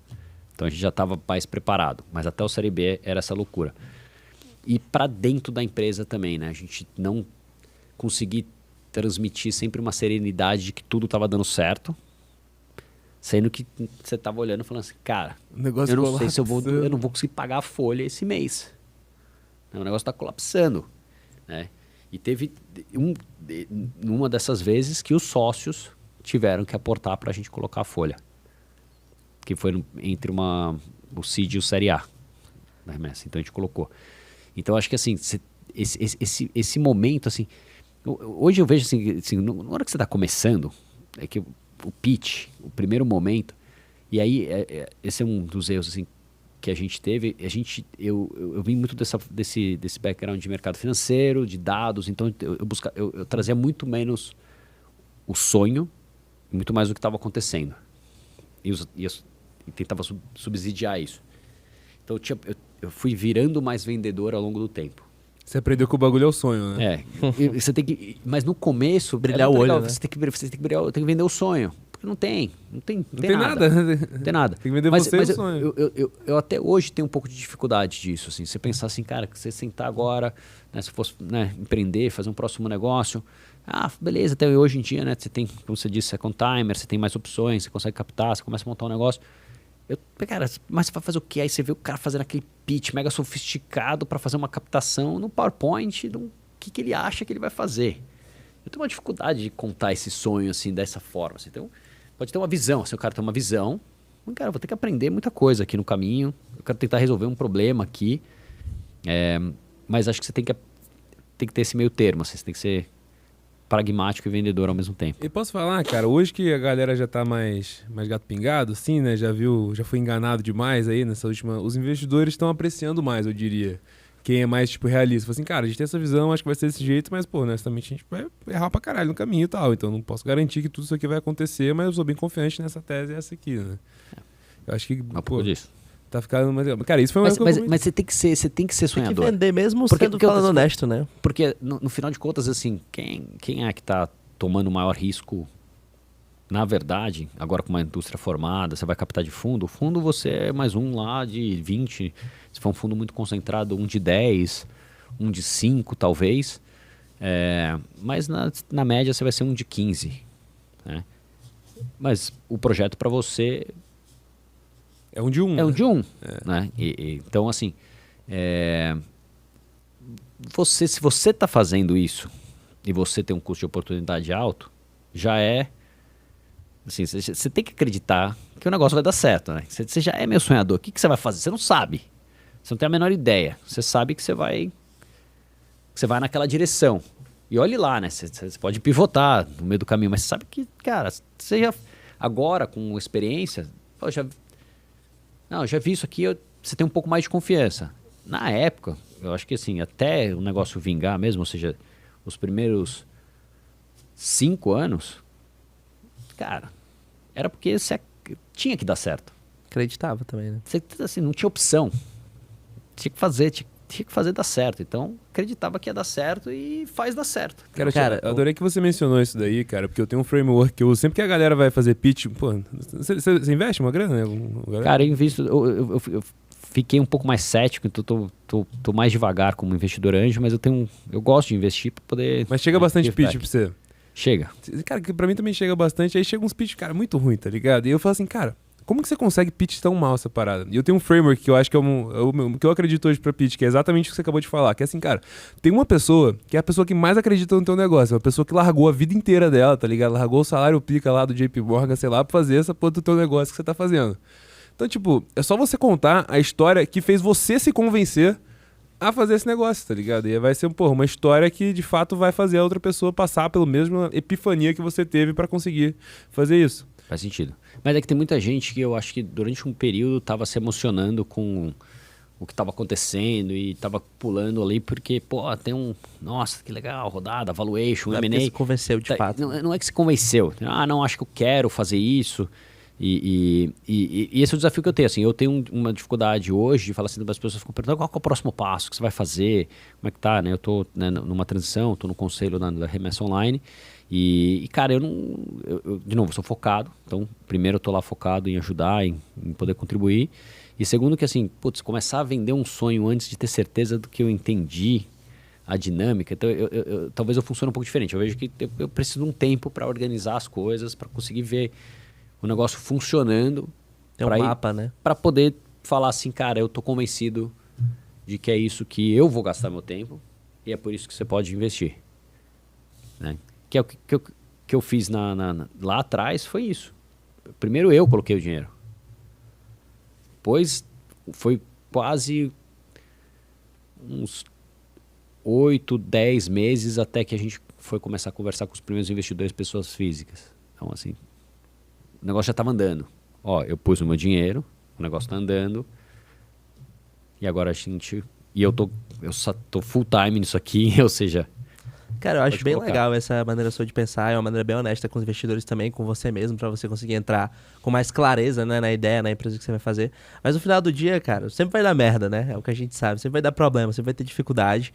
E aí, eu achei muito interessante quando você tava contando as paradas que aconteceu com você, que tipo, cara, hoje você olha pra trás e tipo, deve se sentir tranquila, de boa, você tá aqui no podcast falando com a gente, mas na hora que você viveu mesmo, cara, era tenso, né? Tenso. Mental health, assim, tipo, conta um pouco pra gente como é que é. Foi aí que eu entrei um pouco na questão do esporte pra ter uma válvula de escape e a disciplina. Teve burnout, não? Cara, eu acho que eu tive. Mas sim, mas foi um burnout atrasado.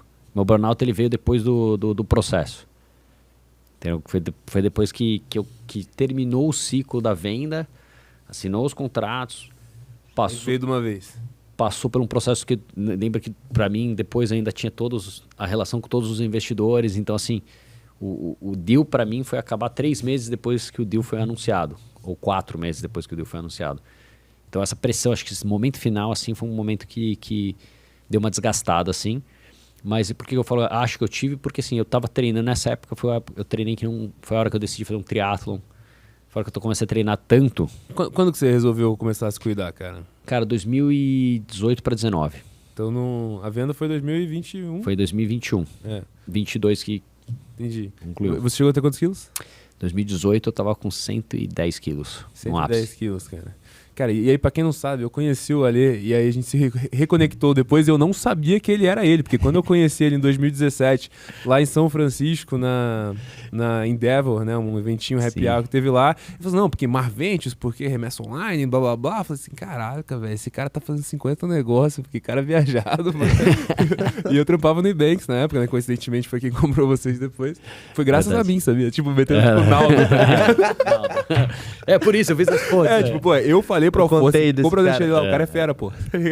Mas nessa época ele tava bem mais gordinho, você falou. Né? Não, é outra pessoa, irreconhecível. E aí tu veio nesse processo? Eu veio nesse processo porque, assim, foi uma válvula de escape. Eu não tava, assim, eu precisava de uma válvula de escape para mais saudável. E aí que eu fui entendendo também que, assim, isso não só serviu como uma válvula de escape, como melhorou minha performance. Assim, tipo, 2021, 2022, tava voando, assim, mentalmente falando, por causa do exercício. Eu comecei em 2018 a prestar atenção nisso. 19 eu começo a fazer alguns treinos. E aí 2020 eu viro uma chave. Mas qual foi a epifania ali em 2018, cara? Ou cara, ponto que você virou a chave? Estético, você acha? Não, foi uma combinação de precisar mudar algo, de estar vendo que tava ficando insustentável. Chegou no fundo do poço, assim? Cara, tava todas essas pressões, eu conseguia lidar, assim, né? De uma certa forma, assim, você fala, pô, o negócio estava explodindo para cá, colocando para cá, mas assim, no final de contas, aquilo estava me deixando cada vez mais estressado. né? Então, mas no final eu comecei um processo também espiritual, eu digo assim, de começar a entender e ler sobre autoconhecimento, espiritualidade, estudei religiões, isso é uma coisa que eu falo pouco aqui, mas cabala, budismo, taoísmo, e aí veio uma epifania para mim em 2019 num retiro, cara, cara, isso aqui eu preciso virar a chavinha, preciso me cuidar. E engraçado que hoje eu tava vendo, tem aquele Brian que tá fazendo um processo de tentar rejuvenescer, né? Então ele Sim. sabe Eu gosto de ver que ele... tem o Blueprint Project que ele tá rejuvenescendo, e ele fala assim, o primeiro negócio, você fala muito de violência, guerra, etc, você não fala da violência que você tem com você mesmo, né? Então quando você tá comendo um junk food, quando você tá enchendo a cara, quando você tá fazendo alguma coisa, você tá praticando uma violência contra você, né? Então, eu isso, assim, eu não prestava atenção no que eu estava fazendo. E é curioso, assim, por exemplo, eu gostava de carro, né? Comprar um carro, né? Primeiro carro, o cara cuidava do Golf, aí você cuida, você pensava até que...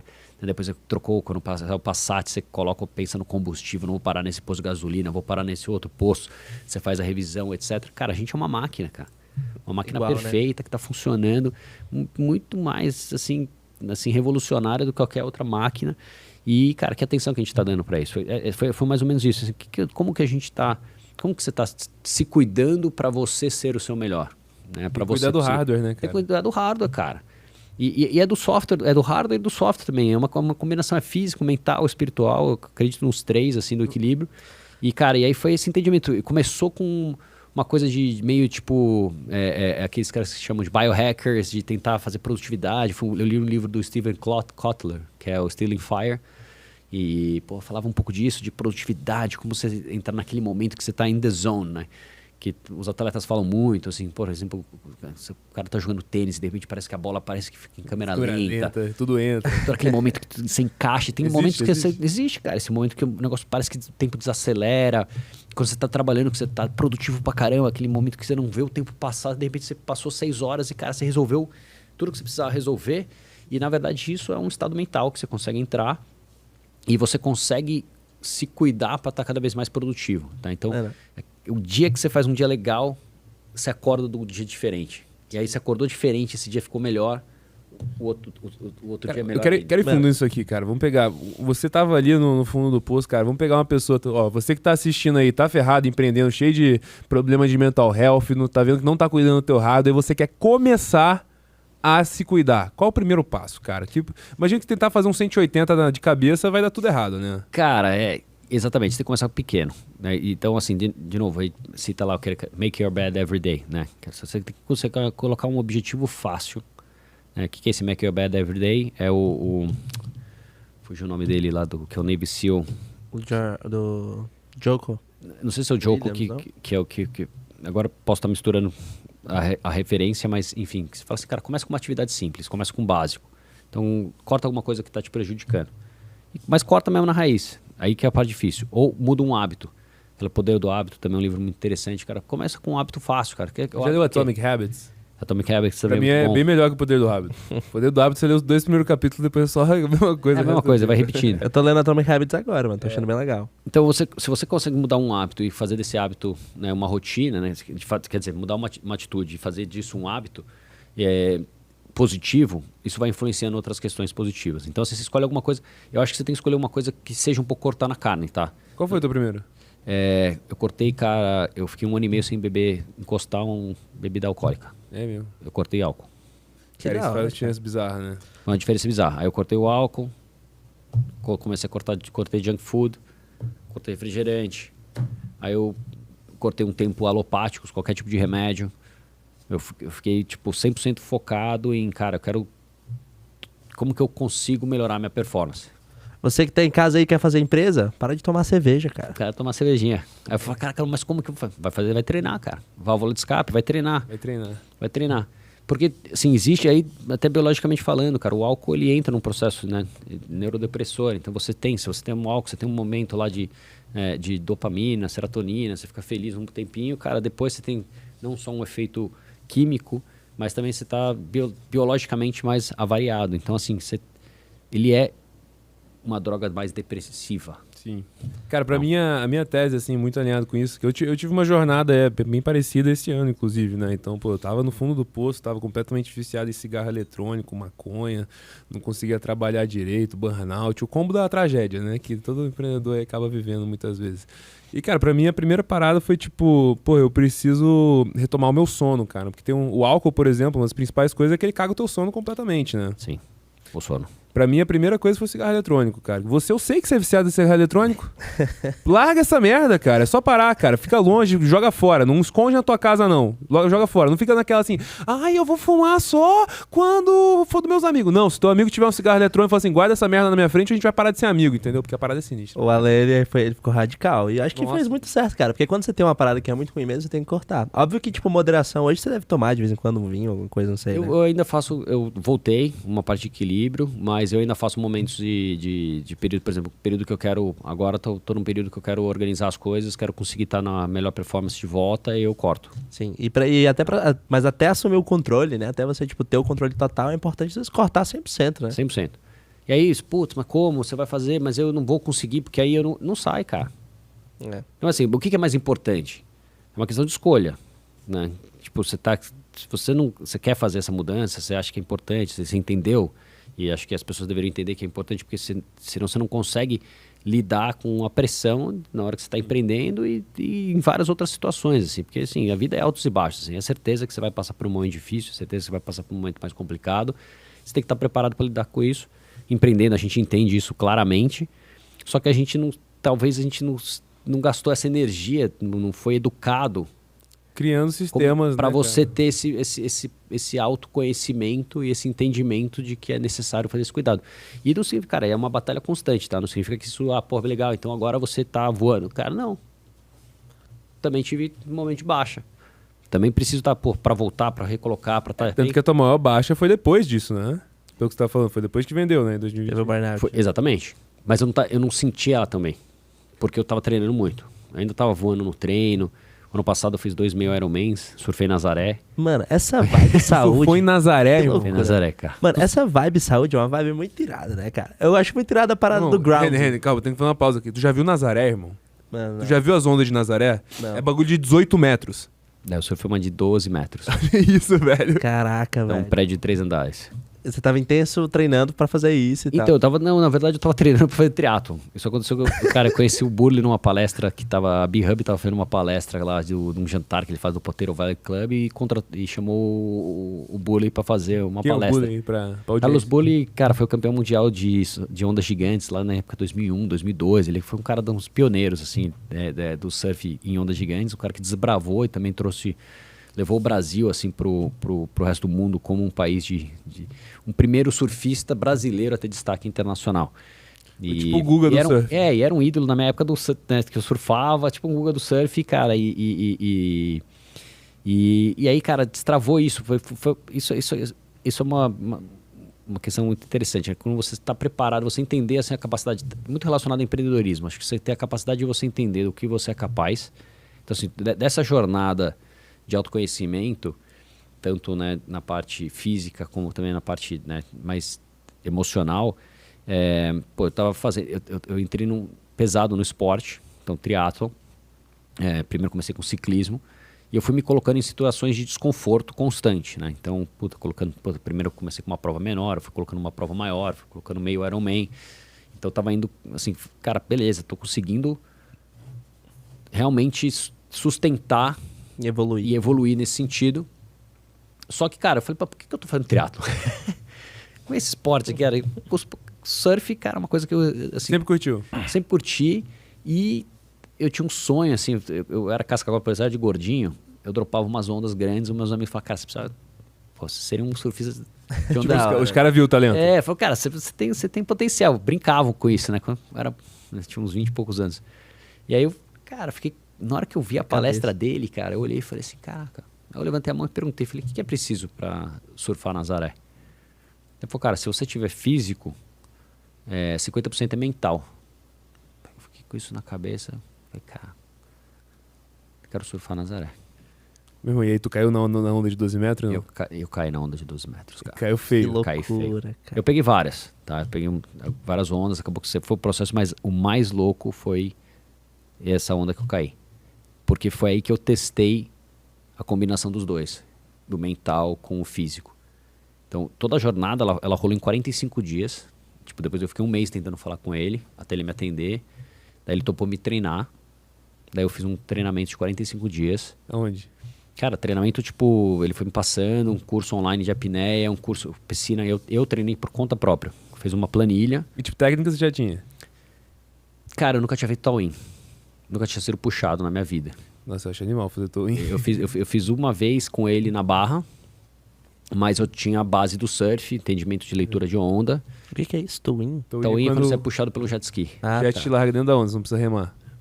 E A onda é a, muito única forma, é a única forma de surfar quando fica grande Nazaré é com jet ski. É. Inclusive, Nazaré foi descoberto em 2010, cara, o pico Ah, pra você- surfar. Tem um documentário muito louco no HBO que é a onda de 100 pés. Mano, se você quiser no Rio, quiser pegar uma onda, meu tio tem a melhor empresa de towing lá, chama Towian. É? É, muito bom. Pô, legal. Tem uns- tem uns jet Saquarema, onde que ele põe? Ah, onde você quiser. Mas geralmente é na Barra, né, que é o mais fácil ali. Pô, tô me preparando pra voltar, porque foi um momento que eu tava... Todas as coisas estavam alinhadas na minha cabeça, assim, pra conseguir estar naquele momento, Viver aquilo. né? viver aquilo. E aí foi um pouco do que eu falei, né? Agora há pouco do Steven Kotler, né? Que foi, assim, parece que a parada desacelerou, assim. E eu tava in the zone naquela hora. Quer dizer, foi durante alguns dias, assim, porque tudo foi passando. Tipo, eu cheguei, cara, o sol tinha antecipado, eu fui direto do aeroporto, né, de Lisboa para Nazaré. Eu nem passei no hotel. Ele já foi me explicando, ó, o colete de CO2, pá. Cara, 10h30 da manhã eu tava na água. Eu tinha pousado 6h30 da manhã. Pra pegar umas ondas, pra poder entender o pico, porque na segunda-feira já ia ter onda de 8 metros, 10 Mano, metros. que animal, velho. Seus amigos que falavam que você era surfista aí, bateram palma. Os caras não acreditaram. O que você tá fazendo, Bro, cara? tem filmagem? Tem filmagem, tem... Tá no teu mas eu Instagram, fiz... Tem umas duas que eu postei no Instagram, mas eu devia ter feito mais conteúdo, cara. Porra, mano. Mas isso também veio de uma reflexão, assim, foi muito legal que passei. Eu me arrependo de não ter gravado, mas por outro lado também, assim, é difícil, mesmo que você tente filmar e mostrar, assim, é difícil você compartilhar realmente o que aquilo significou, né? Então, o que aquele momento foi, né? E recentemente eu tive umas reflexões, né? Surfando e dessa questão. Quando você está empreendendo, tanto nos momentos difíceis quanto nos momentos bons, você está meio sozinho, né? Ninguém sabe exatamente o que está passando. Aquela conquista é meio que sua. Irmão, completamente sozinho, né? Tá Porque- sozinho. Quando você tá lá ralando, né? E o negócio começa a dar errado. É difícil. Cara, só você tá lá naquele momento, entendendo o que tá rolando. E só você mesmo que talvez consiga sair. Lógico, você tem ajuda, tem time, tem as pessoas, mas você tem que, né, ter a capacidade Surfar aquela onda ali, né? de ter a paciência. Então, assim, o que eu tô falando, tanto surfar a onda, mas também o caldo. Porra, né? Na hora que você tá no caldo. Aquele momento é um momento que você tem... Mano, conta da porra do caldo aí, mano. Fiquei mó curioso. Cara, Como é que foi? o caldo foi um caldão. Assim, o primeiro foi 20 segundos debaixo da água, numa pressão bizarra. E... Tipo, girando assim. Nossa. E esse é o momento que, cara, o que você tem que fazer? Que é a pergunta assim. E é você ter que ficar calmo para você não panicar. Se você tentar lutar contra a força da onda, você vai gastar seu estoque de oxigênio mais rápido. Você está gastando energia. Então você tem que surrender. Puf, eu segurei aqui, porque meu ombro direito ele tem problema, então pode se deslocar. Segurei meu braço e, cara, fiquei contando. Quase como se fosse uma meditação. 1, 2, 3. Girando. E eu sabia que em estresse, como eu tinha treinado, eu treinava tipo tiro de 25 metros e afundava para ver quanto tempo eu ficava debaixo da água. E eu sabia que em estresse eu aguentava de 30 a 40 segundos. Então foi, cara, naquilo girando, você sem saber, 20 segundos parecia uma eternidade. E é coral embaixo? Como é que é? O fundo é bem fundo, então você não chega a bater no fundo. O problema é que eu também sabia que o período estava mais ou menos em torno de 18 segundos. Então na hora que eu saísse, ia ter uma outra onda me esperando. E foi exatamente o que aconteceu. Eu saí, eu tive mais ou menos 2 segundos pra dar... E uma onda de uns 10 metros quebrou na minha cabeça. E aí você ficou girando. E eu fiquei girando de novo mais 20 segundos. Meu Deus Até eu do conseguir céu, Alexandre. E, cara, e esse momento, assim, e eu pergunto, porra, mas você não teve... Eu tenho um filho, né? Então... Estavam lá? Ou você foi sozinho? Não tava lá, foi sozinho. E, pô, você não pecou, você não ficou com medo de morrer, e pra fazer um parênteses, me parece, porque, cara, eu tinha certeza que eu ia sobreviver. Eu sabia que, assim, tava tomando um risco, mas tava preparado, tinham 2 jet skis esperando, eu acionei o colete, eu sabia o quanto eu aguentava, eu tava com conhecimento sobre a minha capacidade, então eu não paniquei. Na hora que eu saí da segunda onda, o jet ski tava passando, peguei o jet ski, era o Burley. Eu falei, cara, você tá bem? Eu, caralho! Adrenalina absurda. Absurda. Cara, mas assim, não tava com medo, você tava em êxtase. Vamos assim. de novo. Cara, não, fui de novo, continuei. Eu fui surfar, aquilo foi terça, eu fui surfando até quinta-feira ali. E aí no final você tava acertando quase tudo já. Cara, assim, eu não sei se eu me colocaria de novo numa onda de 12, 14 metros, assim, porque tem um imprevisível, assim, você vê os caras surfando, tem os bumps, você pode pegar Mesmo os pró não faz tanto, né, cara? O cara cai, assim, recentemente que tem um surfista famoso que tá na UTI, o cara quebrou 3 costelas, perfurou o pulmão.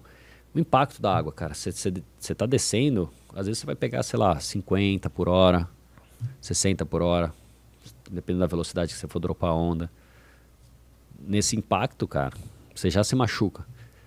Então, assim, eu fico ainda pensando assim, cara, que loucura que foi que aquilo... Mas, cara, tenho vontade. Eu mandei mensagem pra ele recentemente, falei, cara, ele tava pensando em ir nesse swell que teve 2 swells atrás em Saquarema, mas eu não tava com a cabeça boa. Então eu falei, cara, não é o momento pra surfar assim. Então você tem que saber quando você tá então você não preparado. surfa de resenha assim, pega um fim de semana. Não, eu surfo de resenha, surfo direto, assim.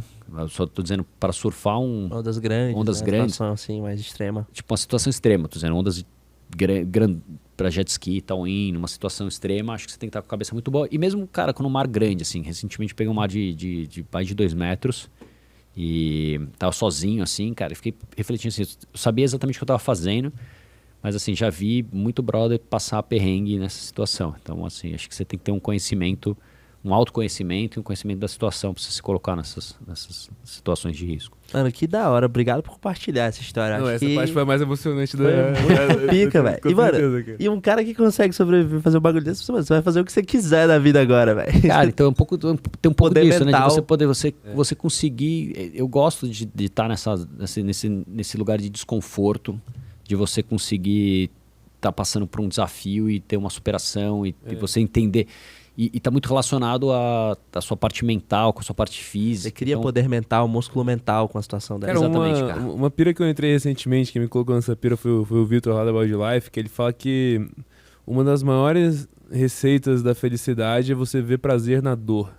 Tá ligado? Eu acho que, pô, muito do que você tá contando é isso, cara. Pô, fazendo um triatlon, se fudendo e tudo mais. Por que você faz tudo isso? Porque depois, irmão, você vai se sentir muito gostosinho, né? E não é só depois, cara. Durante. É durante. Esse é o prazer da dor. Né? Então é exatamente isso, cara, que você quer dizer. Você aprende, tem o David Goggins, que é um cara doidão lá que fica falando isso, que é Take Action no Instagram. Assim, você conseguir virar a chavinha pra você entender as coisas, tipo... Tanto, né, você acordar cedo, de manhã, 5 horas da manhã, pra você treinar, pra fazer um preparatório de triatlon, pra outra coisa. Cara, não é agradável. Não é agradável, não é gostoso. Tá frio agora. Cara, vai pedalar nesse frio. Vai nadar. Podia ficar dormindo, né? Assim, tem coisas mais agradáveis naquele momento, mas você conseguir virar a chavinha e entender que ao fazer aquilo, você tá tendo aquela vitória, você tá tendo aquela superação, e isso vai fazer o seu dia ser melhor, isso vai fazer a sua semana, né? Então você ganha a hora, ganha o dia, ganha a semana, ganha o mês, ganha o ano, ganha a vida. Então você tem que ir no dia a dia, vai fazendo. Tô repetindo isso, uma frase que eu não sei de quem que é, pra dar o quote. Mas é boa. Mas é boa pra caramba. Então assim, foca naquele momento, levanta, faz e aprende a enjoy the pain, né? E enjoy the process. Ele não precisa ser doloroso, cara, entendeu? Ele vai ser... Pode ser enjoyable, né? Ele pode ser prazeroso apesar de ser desconfortável. E empreender é meio que isso, né? Isso aí. Cara, Mano. a gente é meio que doido nesse sentido. Você tem prazer, assim, mas é desconfortável pra caramba. Tem muita incerteza, o negócio tá lá. Você não sabe se vai dar certo. Tem, né, quase que matar um leão por dia pra Cara, conseguir. vamos pegar aqui agora. Você falou que você era muito material. Qual a tua pegada agora? Pelo jeito que você falou, você não é mais tão material, né? Cara, eu tô numa pegada assim,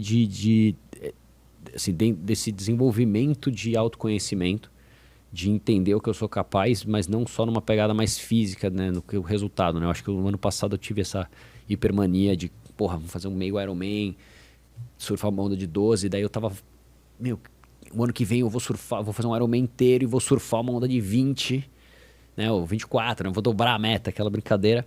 E eu parei para questionar, falar assim, cara, o que é assim mais importante mesmo para mim agora, né? Então e com o meu filho isso veio mais claro, né? Então Fazer mais filho.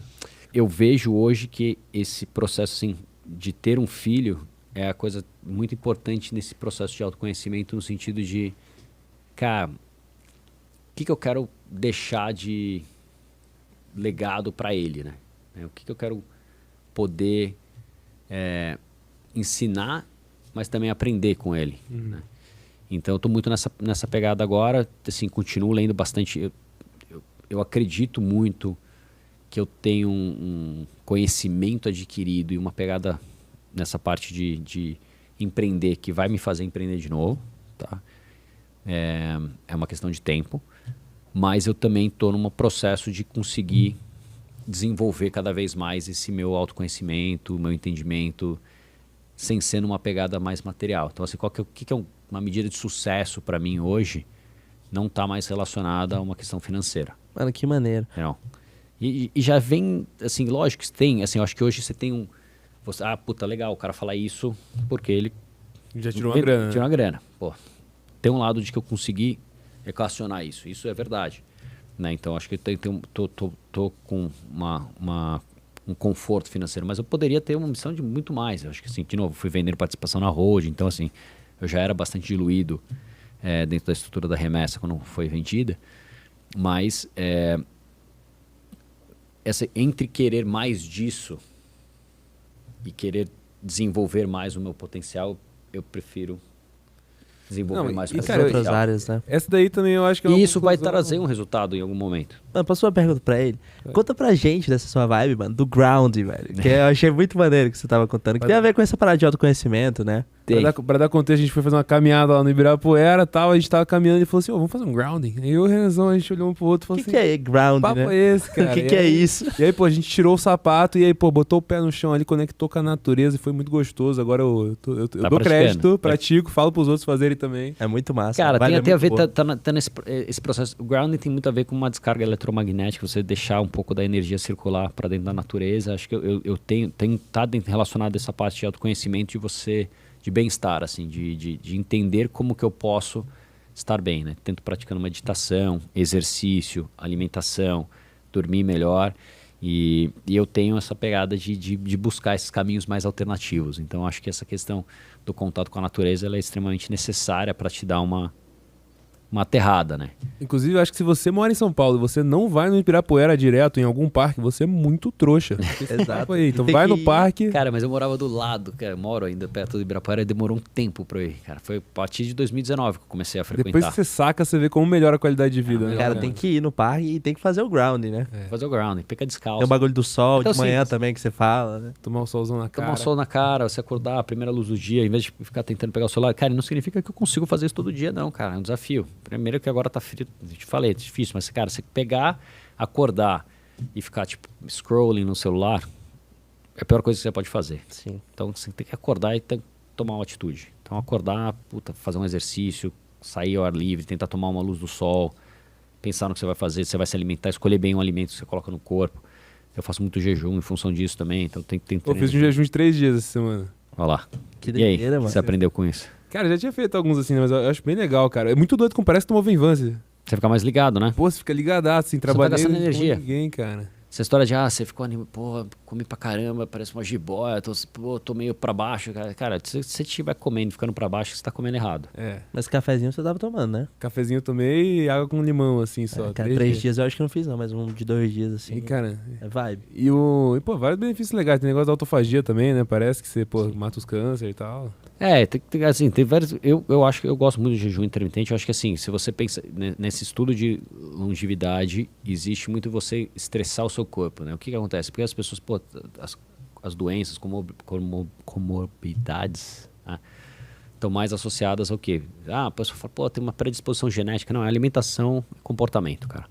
E a gente, nessa vida moderna, está cada vez mais sedentário e com hábitos piores. Então, você está se alimentando cada vez mais de alimentos processados, industrializados, fazendo menos exercício, ficando mais na tela o dia inteiro. Sim. Então, de novo, aquela história do corpo é uma máquina, cara. Tem que pensar, cara, como é que eu posso? A gente, biologicamente, é feito para viver 120 anos, cara. Por que a gente não tá vivendo 120 anos? Tem que chegar lá, né? Gabrielzão, como é que a gente tá de tempo aí? Tá no finalzinho, né? 3 minutos aqui, vamos fechar. Eu quero fazer uma pergunta que a gente sempre faz ali. Cara, você... Pô, todo mundo já viu aqui que você fez coisas maravilhosas aí na tua vida, muitas coisas admiráveis, né? Apesar de você ser um cara muito humilde, você nunca vai falar essas palavras. Mas, cara, o que você acha que é o teu superpoder, cara? O que é a parada que você faz melhor que a maioria das pessoas? E você deu uma dica ali, né? Que foi um negócio de gestão de conflito. Cara, eu acho que tá muito relacionado a essa parte, cara, de ser... Eu consigo ser... Tem um termo que eu uso na empresa, o Bundsman, né? Que é aquele cara que você... Eu sou um cara meio... Eu consigo estar neutro em várias situações. Então, eu hoje tenho a capacidade de lidar com situações de alta complexidade, envolvendo diversos stakeholders, mas de uma forma sem criar conflito. Acho que eu consegui fazer isso muito bem nesse tempo. Assim. Você entende muito bem os incentivos de cada um. Incentivos, cuidados, eu evito conflito, mas eu sei, se for necessário, brigar. Né? Então você tem que saber, né, as ferramentas que você tem, mas eu sou um cara que busco ser mais conciliador, né, dessa forma. Isso na vida profissional. Pessoalmente, eu tenho mais dificuldade em ser assim, mas profissionalmente falando, essa capacidade de você conseguir pensar, né, não só do seu ponto de vista as coisas. Tenta dar uma olhada no ponto de vista da outra pessoa, tenta entender os ângulos. Sempre você está tudo é muito pessoal, né? Eu tenho 2 coisas que acho que eu aprendi empreendendo. Você sempre está vendendo alguma coisa para você, a empresa, o produto. Então é constantemente uma venda. E a segunda parte é que assim, tudo é muito pessoal. Ainda. Né? Até a inteligência artificial, isso aí provavelmente é um outro capítulo. Mas hoje, nós ainda, né, organizações, empresas, tudo, pode criar startup, várias outras, são pessoas. Tá? Então você vai estar necessariamente lidando. O investidor também é uma pessoa que está decisão por trás de um fundo, ele pode sentar, ter um conselho, fala comitê de investimento, mas é pessoas. Então você vai estar lidando sempre com pessoas. Então o entendimento de como essas pessoas funcionam, pensam, incentivo, parte emocional, o que está acontecendo, o momento que está passando. Acho que isso tudo se resume a se autoconhecer também. Então você é um cara empático e estratégico. Cara, acho que sim. Que fera, cara. Um bom resumo, isso aí. E o fechamento aqui, cara, que é uma nova trend que eu tô querendo lançar aqui. Pô, você já mencionou várias literaturas. Eu acho muito doido que a galera, pô, quer melhorar na vida, quer, tipo, fazer empresa, quer ser melhor no trabalho. E, cara, tem um hack sinistro que é só você, pô, ler livro, né? Que é a galera falou assim, eu quero isso. Cara, tem alguém que escreveu um livro sobre como você faz exatamente o que você quer fazer. Sim. O que são alguns livros aí que você leu, que você sentiu que te ajudaram bastante, que valem a pena ser mencionados? Cara, vamos lá, Stealing Fire, Poder do Hábito, Poder do Agora.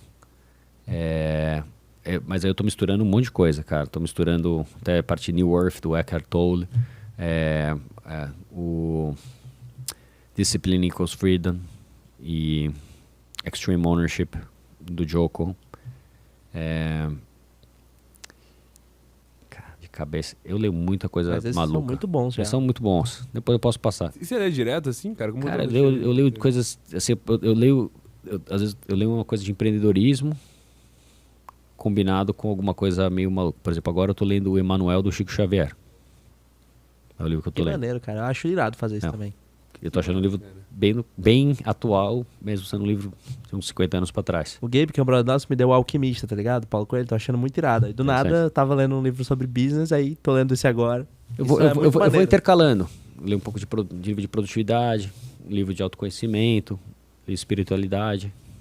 Irmão, eu leio muito, mas eu leio bastante livro de business e quando não é de business eu leio quadrinho coreano. Não é nem japonês, irmão.